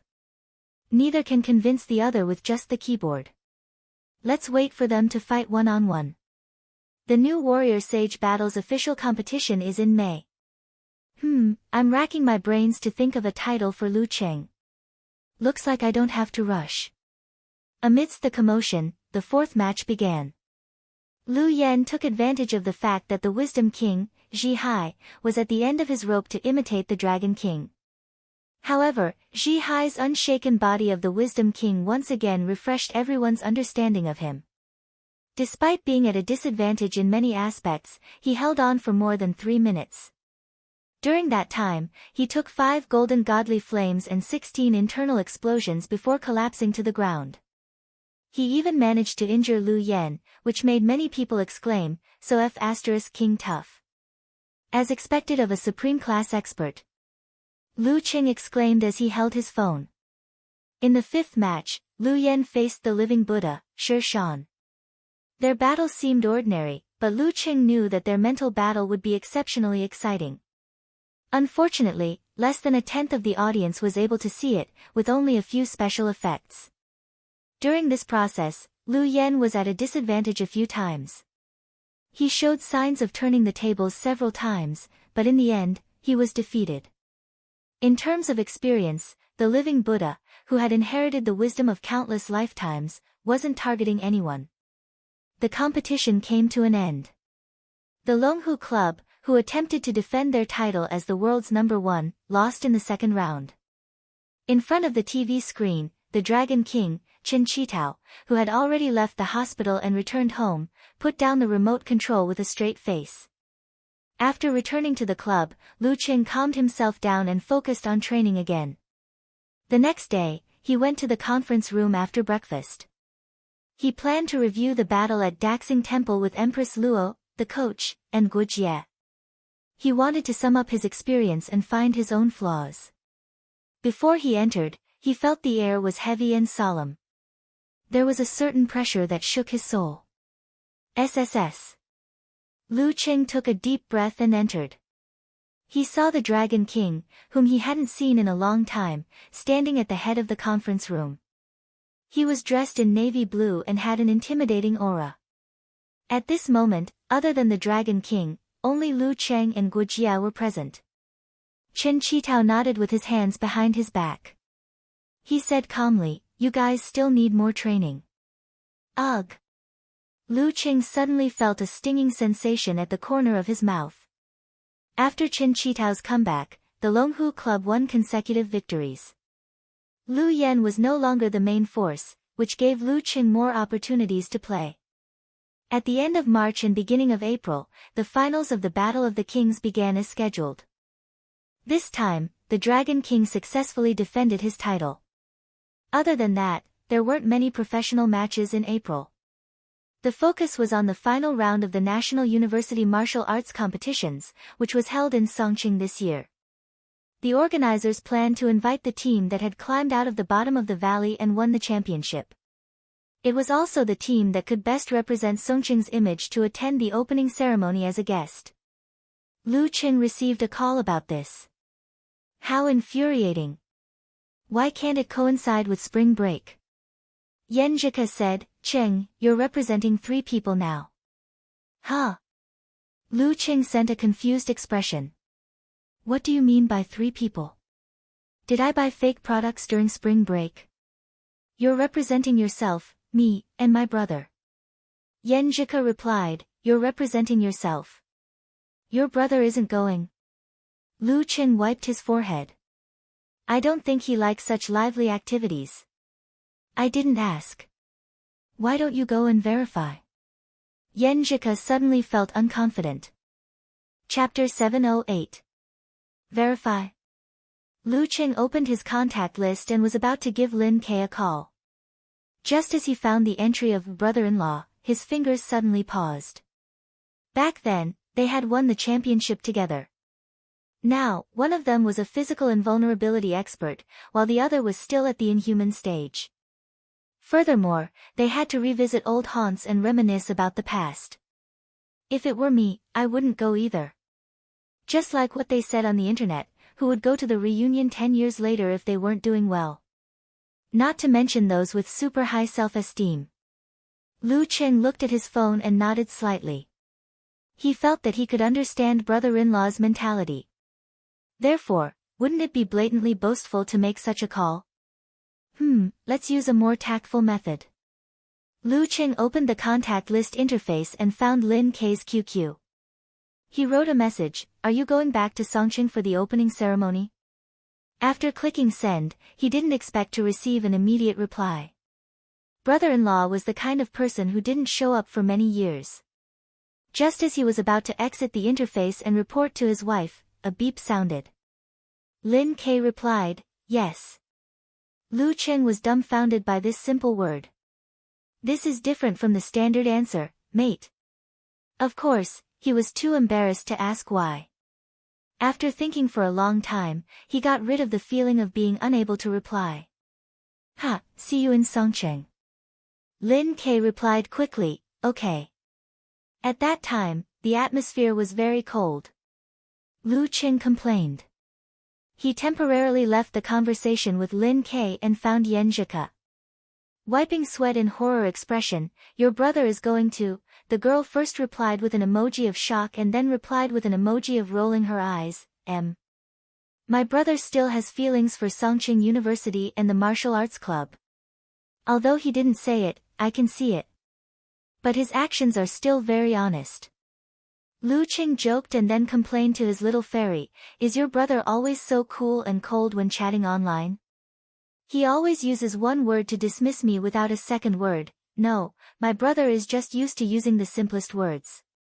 He doesn't say anything unnecessary, as long as he can express his meaning clearly," Yan Zhika said, rubbing her chin. "But that feeling of being cold and distant is very obvious," Lu Qing said, pretending to shiver.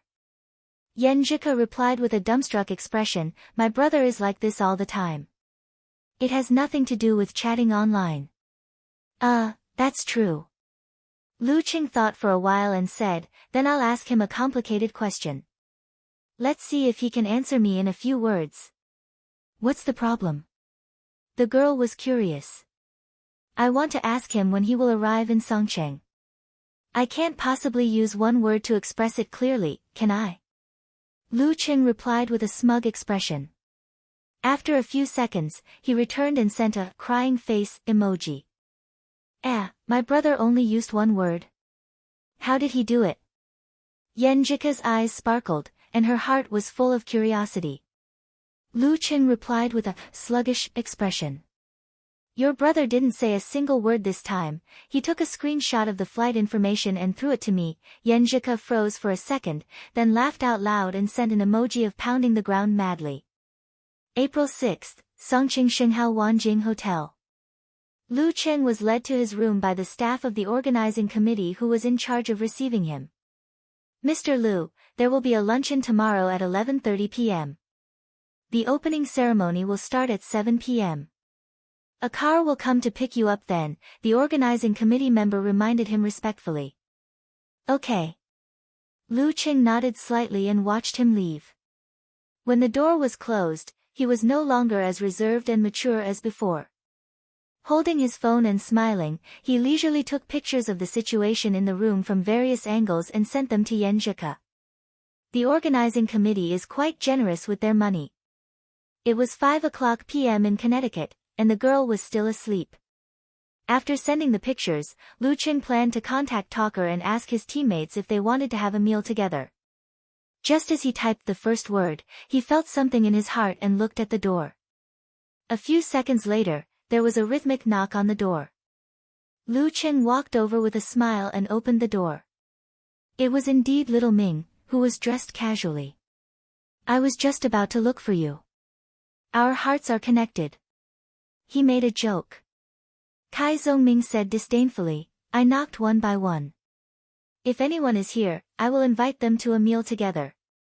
After saying that, heads popped out from behind him. There was Li Mao with a square face, Sun Jian and Lin Hua who were about to get married, He Zi, Wang Dali and Mu Jinyan who were still fit for this year's competition. In front of the opposite wall stood Lin Kei, who was dressed simply and neatly. He had the same short hair as before. He was still silent, as if nothing had changed. Kai Zongming smiled and spread his hands. Surprise. Surprise? Surprise your head. Do you think I'm blind? Do you think my mental senses are fake? Before you even knocked on the door, I already knew how many people were there and who they were. Lu Cheng's mouth twitched, and he expressed his disdain with his eyes. Let's go.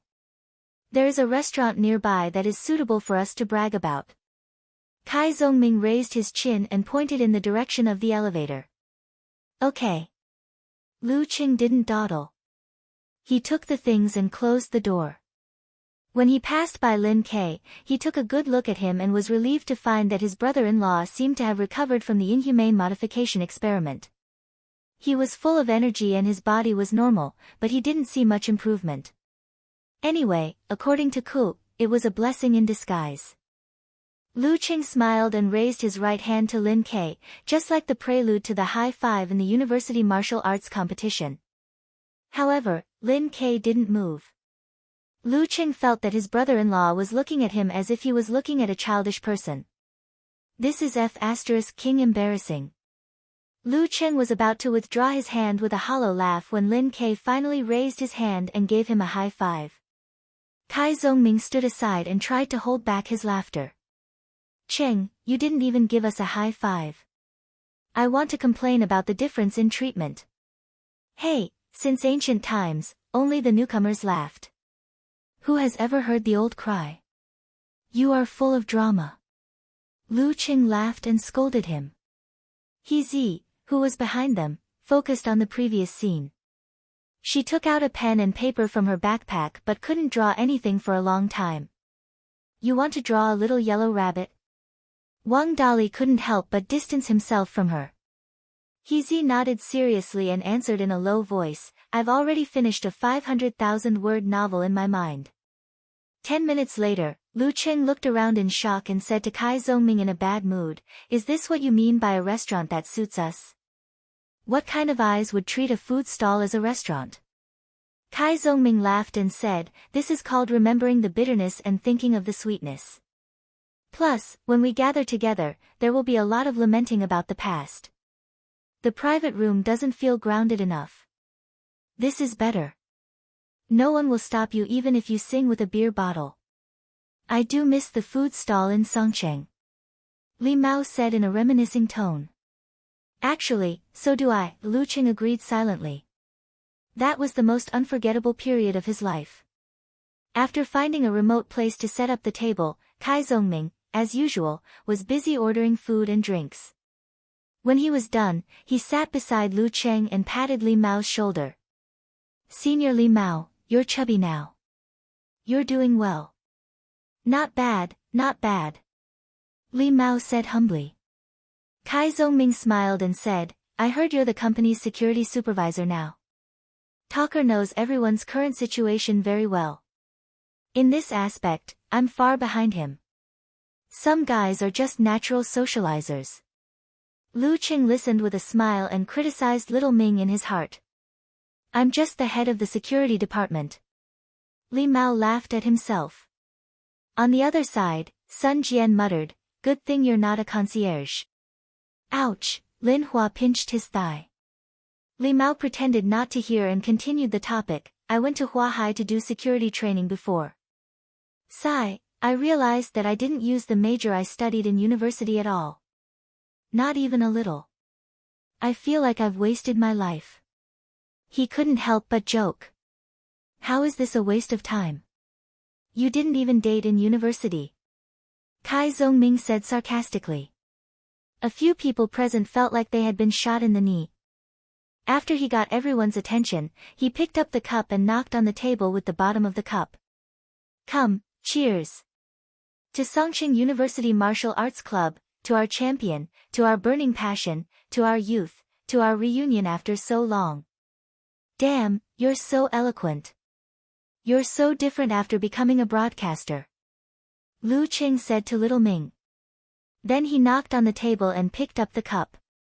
To our youth, to our reunion. To our youth, to our reunion. Li Mao, Sun Jian and the others did the same thing and shouted the same words. Even Lin Ke, who was always aloof, knocked on the cup and picked it up. Kai Zhongming glanced at Lu Cheng and shouted again, to the champion. After shouting, he raised his head and gulped down the entire bottle. To the champion. His voice echoed as if it was yesterday. Chapter 709. After eating and drinking to their heart's content, they reminisced about the past. It wasn't until 9 o'clock that the original Songqing University Martial Arts Club members returned to their hotel. Along the way, Li Mao, Sun Jian, and the others, who were already drunk, sang at the top of their lungs. Sometimes, they giggled and chattered non-stop. This drunkard.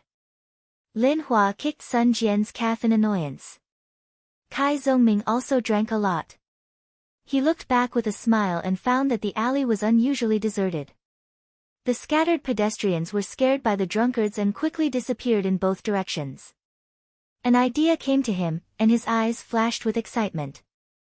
He stuttered and said to Lu Cheng, "Cheng, come, let's practice. Let me see the strength of a physical invulnerability expert." Lu Cheng was speechless for a moment. After a long time, he laughed and said, "Talker, you've drunk 2 tails of horse piss. Don't you know how to spell the word, death? Drinking can give you courage, but it's not to the extent of flying, right? You bastard, can't you wait for me to finish my sentence? It's rare to have a physical invulnerability expert around me. I want to see how much stronger a physical invulnerability expert is compared to us." Little Ming explained with a sober mind. "Let's make it clear. No fire, no ice, no force. No unique skills. And no hitting my face. Yo, you're only thinking about your head and not your butt?"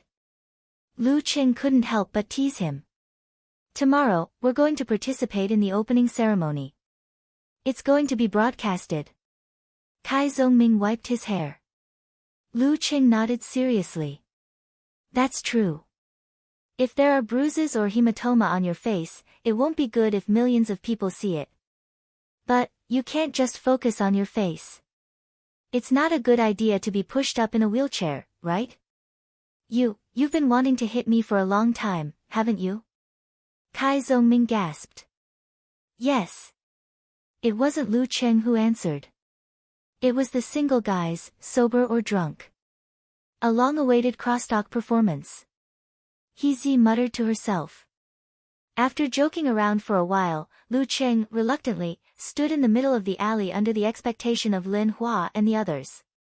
Kai Zhongming took a deep breath, suppressed his drunkenness, and steadied his steps.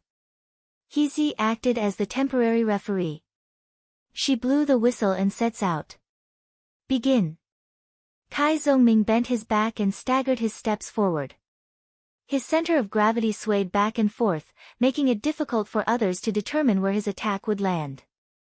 Just as his spine sprung and he was about to throw a punch, he noticed that Lu Cheng had lifted his right leg and extended it diagonally, waiting in the air. If things had gone according to plan, I would have tripped and fallen flat on my face. Kai Zhongming's eyes turned cold, and he hurriedly stopped his forward momentum. At this moment, Lu Cheng withdrew his right foot and placed his left fist on his waist. Kai Zhongming, who had forcefully changed his direction and hadn't had time to catch his breath, only felt that his opponent's fist was about to burst out. The moment he slowed down and stopped, he couldn't dodge, and he couldn't dodge. He didn't have the burden of being an idol, so he immediately rolled to the side. Lu Cheng watched with a smile and didn't chase after him. Bang! Kai Zhongming rolled too quickly and hit a shared bicycle. Crazy! A cyclist who was passing by almost lost his balance. He staggered forward while cursing. "How old are you?"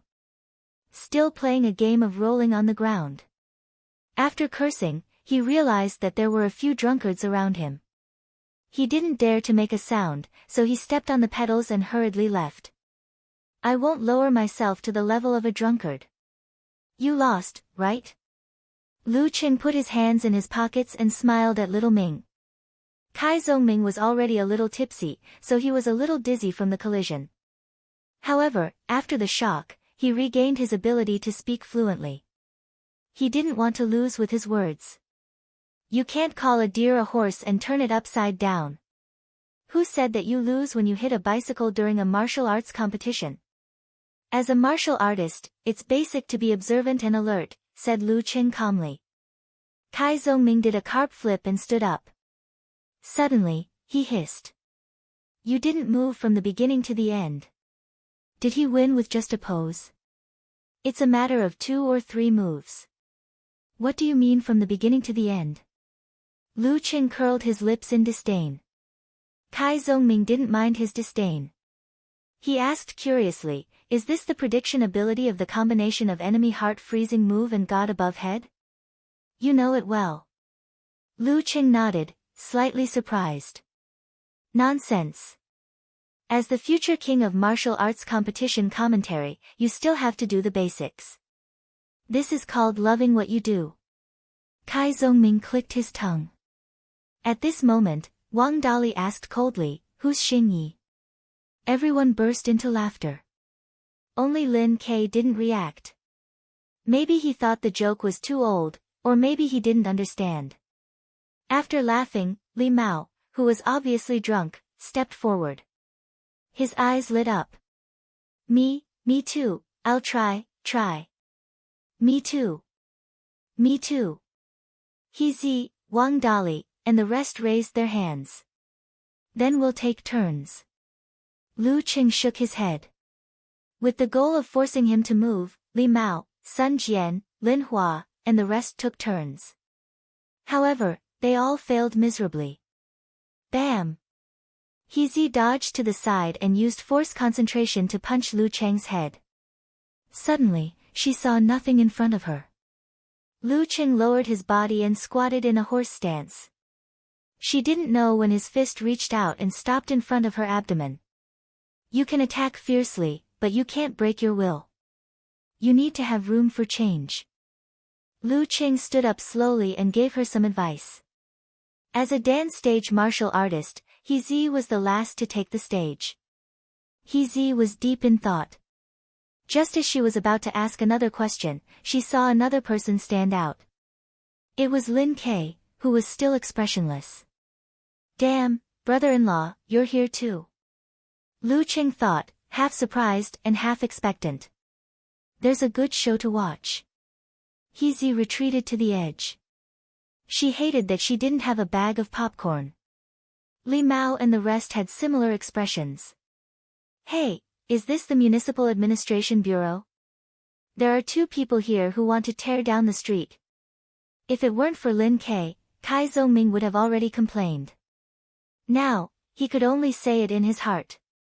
Lin Ke didn't say anything. He arched his body slightly and the air around him became heavy.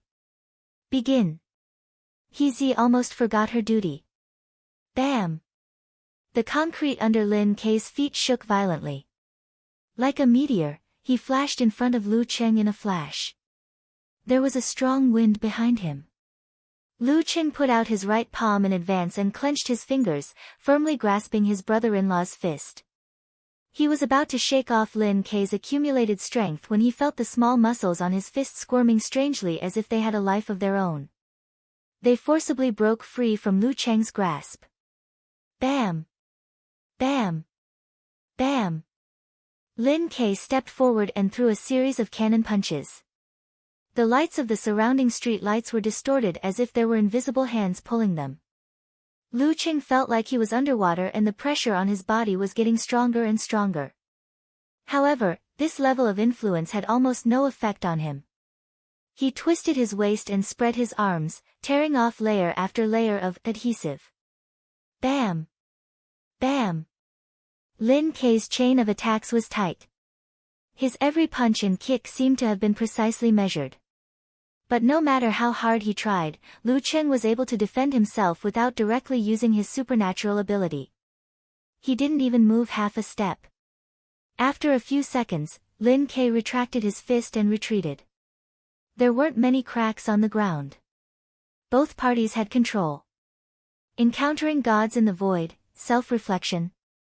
Lu Qing asked in delight. Brother-in-law has reached this level so quickly. Is this a blessing in disguise? Lin K nodded slightly and gave an affirmative answer. Based on the condition of your body, you're at the peak of the inhuman stage.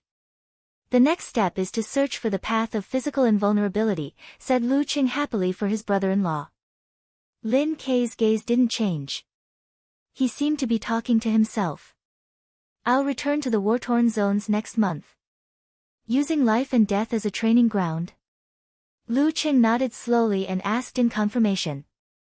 Lin K shook his head. He put his hands in his pockets and walked towards the exit of the alley. Then, he answered in a low and calm voice, the answer I want is there. Back at the hotel and entering the elevator, Lu Qing, who was still pondering the true meaning of brother-in-law's words, decided to give up. He was about to ask his wife when He came over and smiled. Senior, Xiaoling forwarded an email to you. It's about an interview program. Eternal Nightfall? Lu Qing thought for a few seconds. She went to the TV station for an internship. Yeah. She majored in editing and directing. Reporter Shu recommended her to the provincial TV station for an internship. She has a good relationship with reporter Shu. This interview program was also arranged by reporter Shu, explained He. Alright, I'll check the email. But I don't remember her forwarding it to me, said Lu Qing, recalling the email he had just checked. He fell silent for a moment. Then, she twitched her mouth and said, with her IQ, maybe she really did forward it to the wrong person. You should check again. At this moment, the elevator arrived. Lu Qing logged into his mailbox as he stepped out. He did see a new email, but the sender's name was completely different from Yan Xiaoling's. Lu Qing GK. Is this it?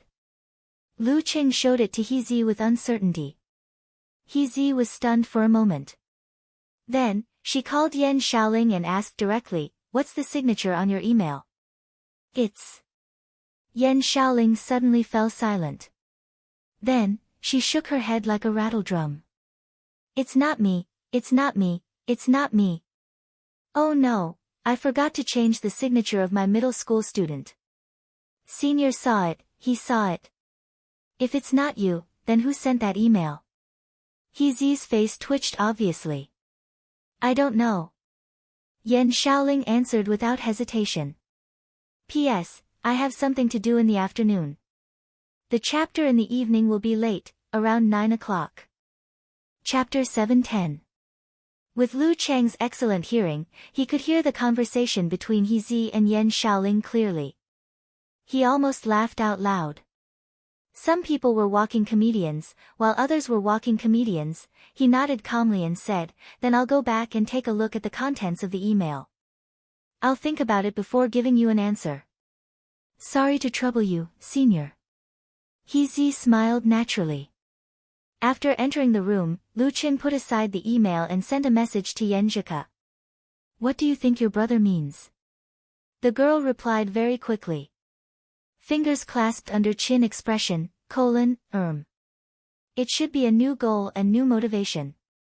Back then, he practiced martial arts crazily to make up for his uncle's regret and lead Songqing University Martial Arts Club to win the championship. For this, he was even willing to pay any price. After achieving his goal, perhaps he lacked motivation. That's my guess. After all, there are almost no people who want to become stronger purely for martial arts. Even if there are, they need other motivations. She said a lot in one breath. Of course, Lu Qing agreed. Yeah, Dragon King is considered to be relatively pure. However, he still needs someone as strong as Warrior Sage to reach his current level. My brother probably found a new meaning in life in the war-torn areas. Yeah, that's most likely the case. Yan Zhika nodded slowly. That's not bad. Lu Qing recalled what he had seen and heard in the past and heaved a sigh of relief. Wait until your brother makes the great leap and becomes a physical invulnerability expert. Even in the war-torn areas, he won't be in too much danger. As the god of plagues and calamities, you have no right to say that. Yan Zhika sat blankly. Lu Qing could only cover his face and sigh. The next day at 11 a.m., the cars sent by the organizing committee arrived punctually at the main entrance of the hotel. Whether it was intentional or not, Lu Cheng was treated alone and sat in a car by himself. The luncheon was held at the historic Chao Mu Lu in Songcheng. It was a buffet style. As soon as he stepped into the main hall, Lu Cheng saw the president of the University Martial Arts Federation, Mr. Fang Jinyu, the principal of Songqing University, his teacher's good friend, Mr. Dong, whose full name was unknown, and the mayor of Songqing University. "Ha, your good student of Songqing University is here." The mayor of Songqing pointed at Lu Cheng and smiled at Principal Dong. Lu Cheng and the rest stepped forward and greeted, "Hello, Principal Dong." Then, they greeted Mr. Fang Jinyu and the others separately. No matter what, they still had to be polite. After some pleasantries, Principal Dong looked at Lu Cheng and chuckled. "Your master often says in front of me that he wants to train you, give you setbacks, and give you a failed education, but it seems that he has never succeeded. What the hell? Master actually has such a sinister mind." Lu Cheng had never expected this. He was both surprised and amused at the same time. However, his expression did not change. He only smiled and defended his master's dignity. "Headmaster Dong, you can't say that. My most important step indeed came from a setback." Headmaster Dong smiled and nodded. "Jiang Wo has taken in a good disciple." In Moshang City, Geezer Shi was happily drinking wine and listening to a play. Suddenly, a sentence flashed past his ears. "Life is the most bitter of all. Bad friends, bad disciples." Geezer Shi smacked his lips and nodded to himself. That makes a lot of sense. On the topic of his master, Lu Cheng, Headmaster Dong, and the other middle-aged and elderly people started chatting. Before they knew it, they had formed a circle, and from time to time, they would receive drinks, cakes, and snacks from the waiters passing by. "I'll go get some food first." After a while, Lu Cheng heard his stomach rumbling softly. He retreated with a smile. At this time, he found that some of Kai Zongming and the others were eating, some were talking to the directors of the local martialist association, the coaches and teachers of other universities, and some were chatting with other guests and contestant representatives. Everyone had their own circle. Only Lin Kei was standing at the edge of the balcony with a tray in hand. He closed the door to the balcony, isolating himself from the hustle and bustle of the place. As expected of a man who is not affected by the environment. Lu Cheng laughed and picked up the food. He planned to fill a plate and then go to the balcony to chat with his brother-in-law about the war-torn zones. He was about to continue when a familiar figure appeared in front of him. It was reporter Shu Rui, wearing an evening gown that exposed her fair shoulders. "What a coincidence." Lu Cheng casually greeted her. Shu Rui smiled and said, "It's not really a coincidence. I came all the way here from Huahai. I even asked Xiaoling to forward an email to you." "You're not in Songcheng?" Lu Cheng asked, slightly surprised. She seemed to be right. Shu Rui wrinkled her nose and said, "Yeah, I went there on impulse. Huahai TV is one of the biggest channels in the country." Lu Cheng didn't ask further. He changed the topic and said, "I've seen your program proposal. It's pretty interesting. But are you sure you want me?" The program Shu Rui wanted to do was called, Walking into the Physical Invulnerability Stage. It wasn't limited to competitions, battles, interviews, and chats. Instead, it would show the daily lives of physical invulnerability experts. It would allow the audience to see how the experts lived their lives every day. For most people, this was a topic that was very interesting and could arouse curiosity. Just like in ancient times, farmers would imagine that the emperor used a golden carrying pole. The audience could also use this to fulfill their dreams of physical invulnerability. "Why do you say that?" "I think you're great. You had the bearing of a great general when you were interviewed." Shu Rui frowned, puzzled. What I mean is that my daily life is boring," Lu Cheng answered half honestly and half self-deprecatingly. "No, trust me. People nowadays are so empty that they want to watch others eat and sleep. Not to mention the daily life of a physical invulnerability expert. No matter how boring it is, there will be people watching. Shu Rui waved her hand confidently. Then she said earnestly, I plan to find 10 physical invulnerability experts in the first season. The TV station does have some connections, but I'm afraid that other experts won't be willing to accept because they think I'm unreliable. If you're the model, they won't be so resistant when they see that Lu Cheng is also on the show. Lu Cheng pondered for a moment and said, all right. Anyway, I've reminded you. You can contact the Longhu External Affairs team and ask them to find my assistant. Okay. Shu Rui nodded excitedly. Then she smiled and said, well, find my assistant. You're acting like a big shot now. Lu Cheng laughed and pointed to the balcony. I have something to do. I'll go over first. Shu Rui followed his finger and replied with a smile, okay. When Lu Cheng turned around, she stood on her tiptoes and looked at the balcony. She muttered to herself, that king of awkward silence is here too. At 7:00 p.m., the opening ceremony of the new University Martial Arts Competition Finals. After Mr. Fang Jinyu, the president of the federation, and Principal Dong of Songqing University finished their speeches, the host took a deep breath and raised her voice. Next, let's welcome a group of heavyweight guests. Let's welcome. Before she could finish her sentence, she was drowned out by the roar of the audience. Lu Cheng. Then there was another round of shouting. Lin K. The audience shouted one by one, just like when they introduced the team members on the home broadcast. In the end, they said in unison, Songqing University, Songqing University. Champion, champion. Backstage, Lu Cheng and the rest heard it. It was as if they had returned to the hot-blooded days of the past. Their bodies couldn't help but tremble slightly. You haven't forgotten us yet. Little Ming pretended to be calm and said. Are you happy? Are you touched? Lu Cheng asked in amusement. Kai Zhongming was silent for a few seconds, no longer as relaxed as before. He took a deep breath and said, touched. As soon as he said that, Lin Hua, He Zi and the rest couldn't help but cry out in a low voice. Songqing University, Songqing University. Champion, champion. Lu Cheng controlled his emotions and glanced at his brother-in-law, only to find that he had already looked to the side. They strode forward and came to the stage in a single file, which attracted more enthusiastic cheers.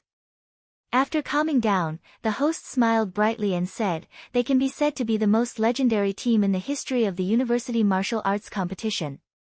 It only took them 2 years to go from being at the bottom with no hope to winning the trophy. Now, there is still a legend among them.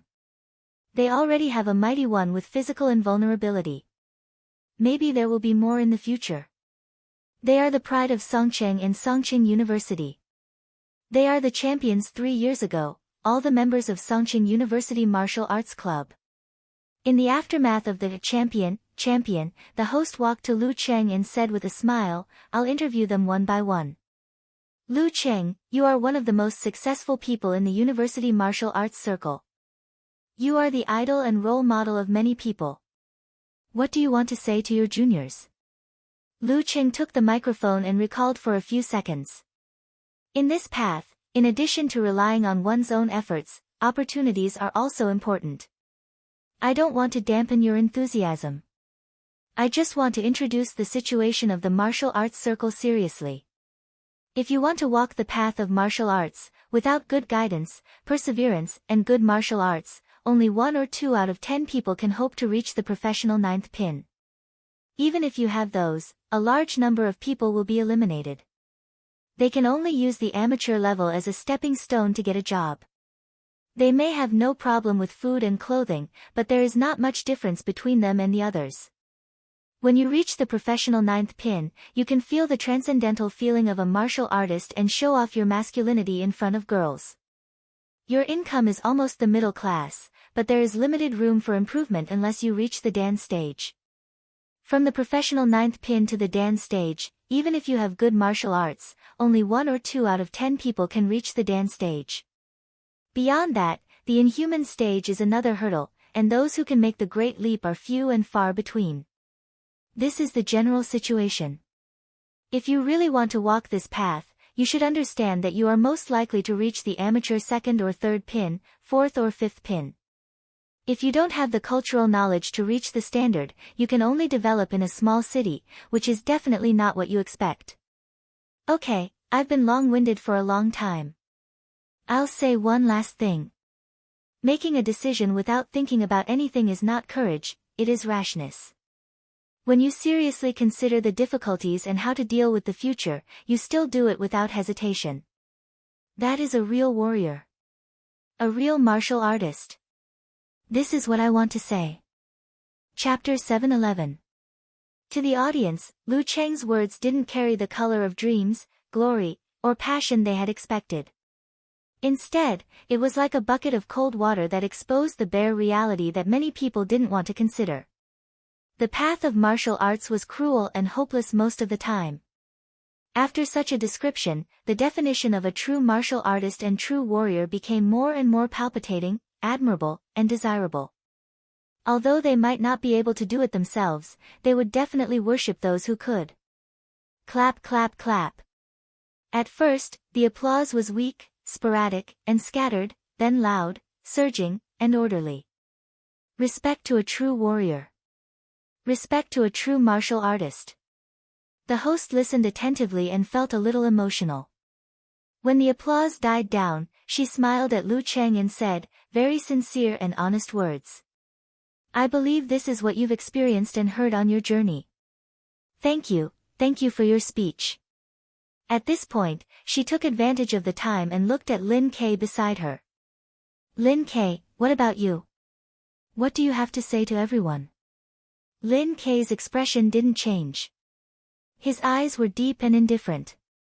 After a few seconds, he said, "Good luck." And then, "Don't tell me that's all." The host waited for a long time before realizing that there was no follow-up. She was both amused and surprised. After a while, she said, "Thank you. Thank you, Lin Kei, for your blessings. God damn it, good luck." No wonder he's the king of awkward silence. Shu Rui, who was sitting in the press box, hammered her thigh and tried her best not to laugh out loud. "Frankly speaking, it's so funny when I'm not the one interviewing Lin Kei." The host strengthened her mental state and turned to Kai Zongming. "As a former club president, what do you want to say to your juniors?" Little Ming took the microphone and said with a smile, "Hello, everyone. Hello, everyone. I'm the professional ninth pin with limited room for improvement and no future." Pfft. His humorous self-mockery attracted a lot of laughter. The atmosphere instantly became lively. Kai Zongming's mind was quick. He recalled the script in his mind and said without stuttering, "Fortunately, I didn't give up on classes while I was participating in the special training of the martial arts club. My grades weren't outstanding, but I didn't fail many subjects. Well, almost. Anyway, I successfully got my diploma and degree. Of course, my current job has nothing to do with my major. Talker, are you going to perform a stand-up comedy on the spot?" Lu Cheng, who was almost amused by the turn of events, cursed silently. Kai Zongming said with a smile, "That's not what I really want to say. To be able to do what I want to do the most in the last years of my life, to put my heart and soul into it, to endure the torture, and to give up my comfort, is something that I can remember for the rest of my life. It's a past that I can touch my chest and say I don't regret. While I'm still young, while I still have dreams, and while the pressure of life hasn't come yet, why not fight hard? If you don't try, how do you know you can't do it?" What followed was a normal speech. The host calmed down and thanked Little Ming sincerely. Then, he started interviewing Li Mao, Sun Jian, and the others one by one. At the end of this process, Lu Cheng and his team returned backstage amidst shouts of "Songqing University" and "Champion, champion" from the audience. "Talker, I thought you would carry on with your crosstalk to the end." Lu Cheng took out his phone and teased Little Ming. Kai Zongming curled his lips and said, "Do I look like the kind of person who talks big regardless of the situation?" "You do. He Zi, Wang Dali, and the others answered in unison. I despise your hypocritical hearts. Kai Zongming made the shape of a gun with his hands and pointed downwards. Without waiting for the others to speak, he changed the topic. Cheng, when did you become so eloquent? You can already speak at length. As the saying goes, preparedness leads to success, and unpreparedness leads to failure, replied Lu Cheng with a smile. At the same time, he took out a folded piece of paper from his pocket. When I received the call from the organizing committee, I was thinking about what to say and how to say it. I specially made a draft and revised it a few times. He even rehearsed it in front of his little fairy. After that, he waited for talker's exclamation. Instead, Kai Zongming said disdainfully, you even made your own draft. The real big shots let their secretaries and assistants do it. At most, it's just a final review. You tell me, should I despise you or should I despise you? Get lost, replied Lu Cheng concisely. After the opening ceremony, everyone went back to their own places. It was like memories always had an end. On the third morning after returning to Huacheng, Lu Cheng saw Shu Rui and her team as soon as he stepped into the Longhu Club. Please bear with us for the next week. Shu Rui, who was no longer constrained by her professional attire, extended her hand with a smile. Lu Cheng reached out and shook her hand. He nodded with a smile. Then let's start. Let's go to the place where I do my morning exercises. We'll discuss the details with my assistant. Okay, just pretend we don't exist. Shu Rui revealed her only dimple. After that, she gestured for the camera to slowly move from the scene outside to Lu Cheng, who was walking slowly. The recording of the daily routine started now. At the same time, she deliberately said in a documentary tone, the sky is still dark and the surroundings are quiet. Lu Cheng has already arrived at the Longhu Club, just like every other day. This is the place where he does his morning exercises every day. You can clearly see traces of ice and fire. According to the staff of the Longhu Club, unless there is serious damage, it is usually repaired and replaced once a week. We can't show the details of his morning exercises. We can only film a few actions. This is the physical invulnerability restaurant that many friends and I are curious about. Clean, tidy, and quiet. That's my first impression. You can see that there are delicious breakfasts from all over the country. This is Guangnan's rice noodle roll, this is Juku's hot dry noodles, this is Huahai's pang pan, this is Beijing's soybean juice. Hey, who would like to drink this? See. This is the appetite of a physical invulnerability expert. I really don't understand how their stomachs can hold so much food. But looking at Lu Cheng eating, I have a special appetite. I feel that everything is delicious. Even I'm hungry. This is the world-famous volcano laboratory. Okay, that's all we can film. The rest is confidential. And the room where Lu Cheng trains is not a place where ordinary people can survive. Even if I could, the camera wouldn't be able to take it. 11 am. Lu Cheng returned to his exclusive resting room. It's very spacious, even more spacious than my place. After filming the surroundings, Shu Rui sat on the single-seater sofa beside Lu Cheng. She asked in a chatting tone, why did you choose this time to rest? Lu Cheng glanced at her and answered calmly, it's a secret. Are you possessed by Lin Ke? Shu Rui was almost at a loss for words. Lu Cheng smiled and said calmly, I'm just kidding. This is the time I agreed to chat with my girlfriend. It was supposed to be a video call, but because Ku felt that it was too embarrassing to flirt in front of the camera, she had to cancel it this week. Of course, as someone who wasn't very thick-skinned, he also felt the same way. I understand. She's studying abroad. Shu Rui said in realization. Lu Cheng didn't hide the fact that he had a girlfriend at all, leaving no room for imagination. After that, Shu Rui stopped interviewing and returned the daily routine to Lu Cheng. She didn't want to steal the limelight. Lu Cheng picked up his phone and sent an emoji of covering his face and sighing. It's so uncomfortable. Who asked you to agree on a whim? Gloating expression, Yenjika said. And it's a beautiful reporter.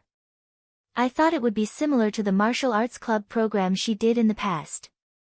Sighing expression, Lu Qing said, after a few days, she'll understand that there's no value in filming me. My daily life, Yenjika sent an emoji of covering her mouth and laughing. That's not necessarily the case. You can gather your daily life outside of your daily life into this week. At least it will look richer. My daily life outside of my daily life is to check out the delicacies and interesting places, waiting for your inspection. Lu Qing gradually forgot that he was being filmed. His lips curled up into a smile. After a round of discussion, Yenjika sent an emoji of making the final decision. Let's do that. A few days later, Shu Rui smelled the aroma of the salted crispy chicken. She was a little confused and amused. Are we going to become a food show soon? Let's call it, the mighty one of physical invulnerability brings you to experience the delicacies of Huacheng. Lu Qing recommends once a day. Lu Qing spread his hands and replied calmly, this is my daily life. I hope other mighty ones with physical invulnerability are different from you. Shu Rui pretended to look up at the sky and sigh. Definitely. Lu Qing smiled and said seriously, there are people who are more boring than me. Just as he finished his sentence, he added silently, for example, the Dragon King. Chapter 7:12. Shu Rui didn't have thought steal, so she couldn't hear Lu Cheng's unspoken criticism. Her dimples deepened as she laughed at Lu Cheng's words. You're humorous as usual. She didn't ask questions like really, or who, in case Lu Qing couldn't answer. It would be a grave sin if it caused a conflict between the two mighty ones. At this moment, the boss came over with his signature salted crispy chicken and other dishes. He glanced at the cameras, lights, and other equipment and smiled like a blooming flower. Not only was the food generous, but he was also very attentive. Shu Rui finally managed to get rid of him. She smiled at Lu Cheng and said, you can ask him for advertising fees later. He's recommended by the heavenly son of the era and the future titled Mighty One. You make it sound like a food show. Lu Qing picked up his chopsticks and picked up a piece of salted crispy chicken. Shu Rui smiled. Her thoughts wandered. When our show airs, you'll probably be specially hired as a gourmet. Well, when you get the title of king, you'll probably be the food king. Lu Qing subconsciously made a self-deprecating remark. Is this my title of king? If I meet someone who likes to mix 2 and 3 tones, wouldn't I become the king of sh*t? Don't talk about this at dinner. Shu Rui's mouth twitched. Then she said excitedly, you said it yourself. I believe people nowadays don't lack the spirit for pranks. When the show airs, this title will follow you closely. Trouble comes from the mouth. Lu Qing almost gasped. He quickly asked, can you cut this part? Shu Rui pretended to be hesitant. If you insist. If she really ignored the wishes of a physical invulnerability expert, the TV station building might be flattened one day. I insist, Lu Qing answered without hesitation. All right. Shu Rui's eyes lit up. She took a small bite of the meat and said with great interest, have you ever thought about the title of king? I've seen a lot of discussions online. They all say that since the sky-shaking roar is a divine beast, you can be called the king of beasts. Can't you just use the first word? Lu Qing didn't know whether to laugh or cry. Images of slamming the table and the like flashed through his mind. How the hell am I like the beast king? The deity king was more like it. Speaking of which, I have a pretty good nickname among the foreign powerhouses, King of Calamity. Why couldn't the title of king be written in 4 words? Shu Rui resisted the urge to continue discussing this topic and returned the focus of the show to Lu Qing. She began filming his daily life as if they didn't exist.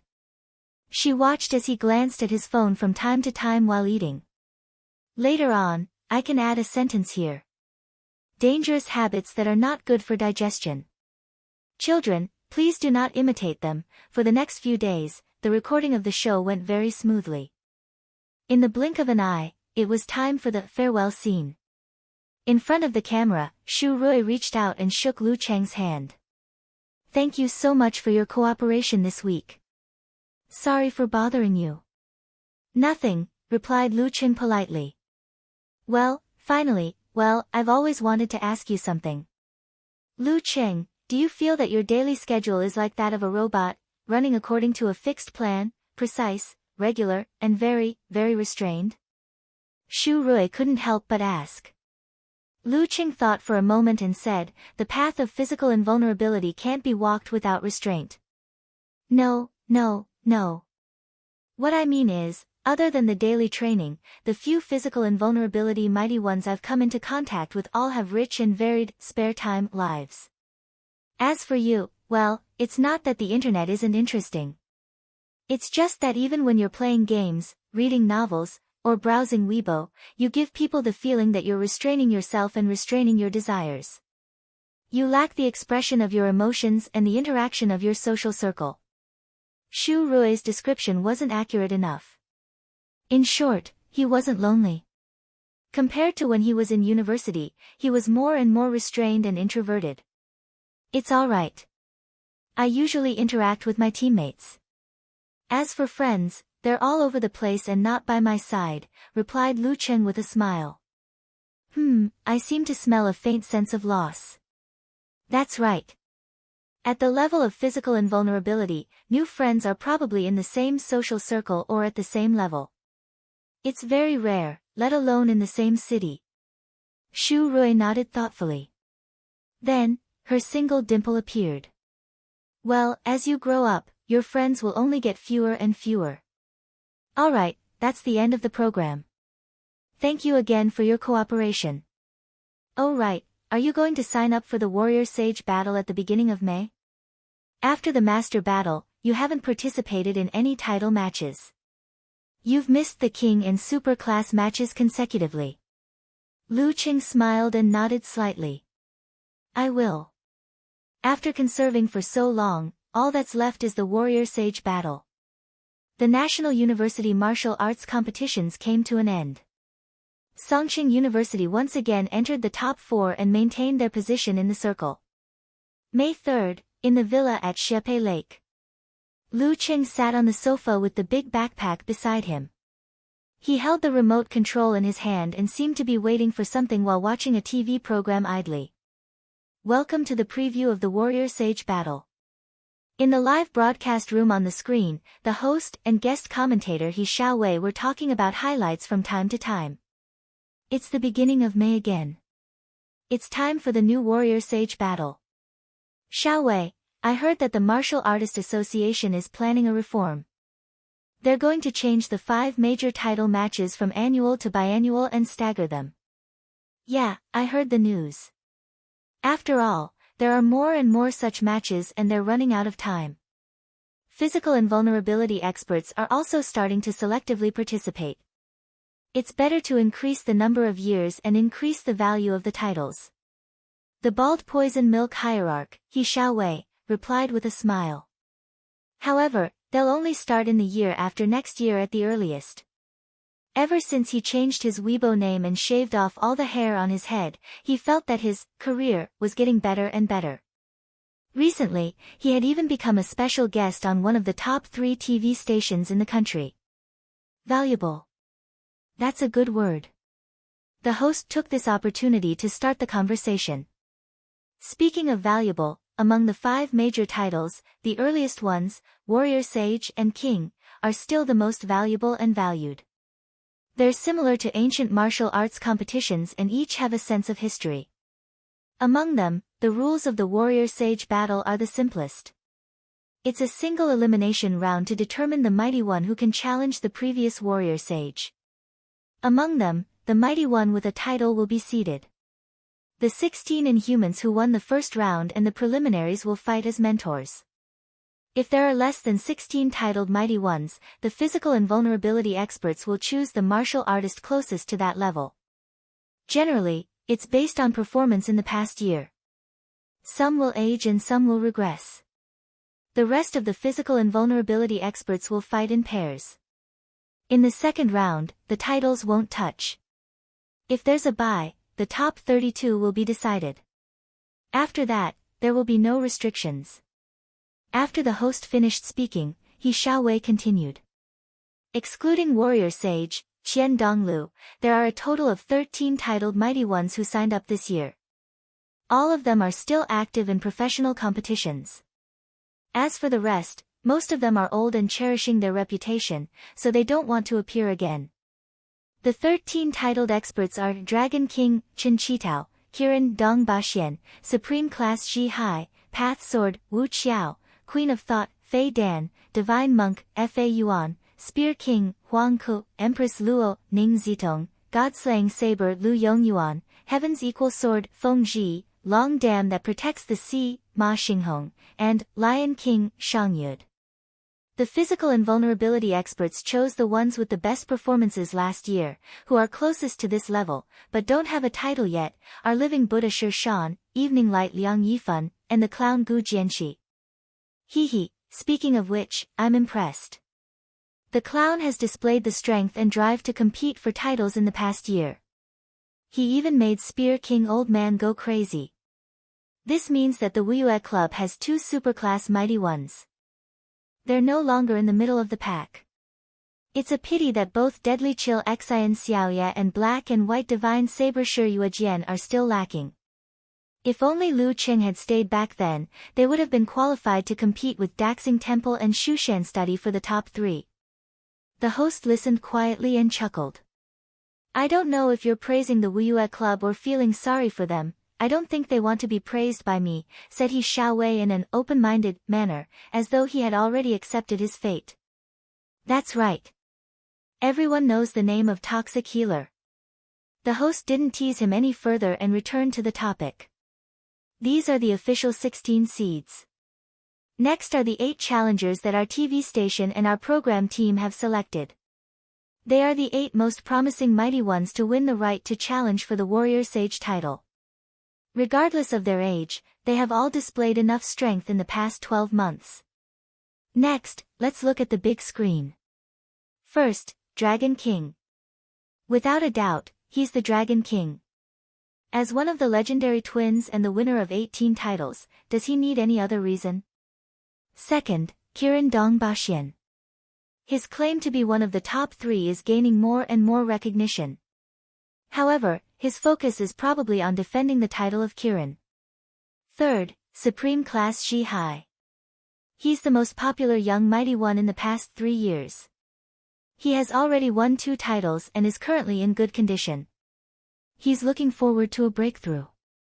Fourth, Taoist Sword Wu Qiao. His contemporaries, Divine Monk Fei Yuan, and the rest have all started to decline. He's the only one who's still at his peak. It's rare. He's a strong contender in every title battle. Furthermore, even now, he's ranked in the top 3 in terms of the number of titles he's won. Fifth, God-Slaying Saber Lu Yongyuan. He created his own saber technique and improved further. His standard is obvious to all. He still has the habit of failing miserably in unexpected situations, but please believe in his performance when facing strong opponents. Sixth, Heaven's Equal Sword Feng Ji. As the number 1 mighty one in Kongtong School, his physical invulnerability career overlaps with that of Dragon King and Warrior Sage.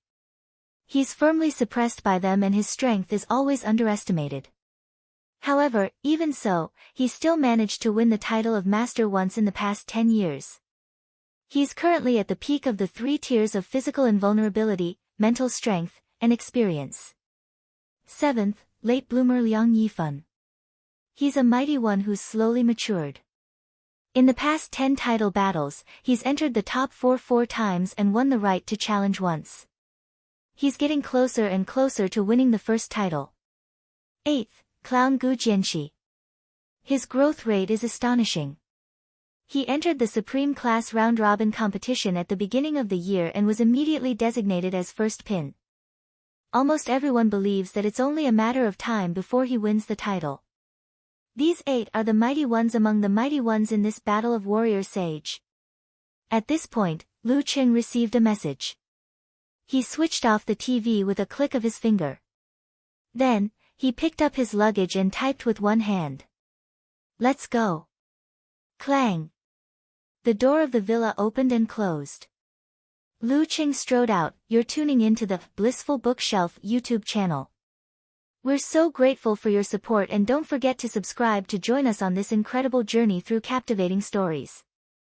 Your generosity through donations truly makes a world of difference, as it's the primary source of revenue that allows me to expand and enhance this channel for you. Thank you from the bottom of my heart for being a part of this adventure.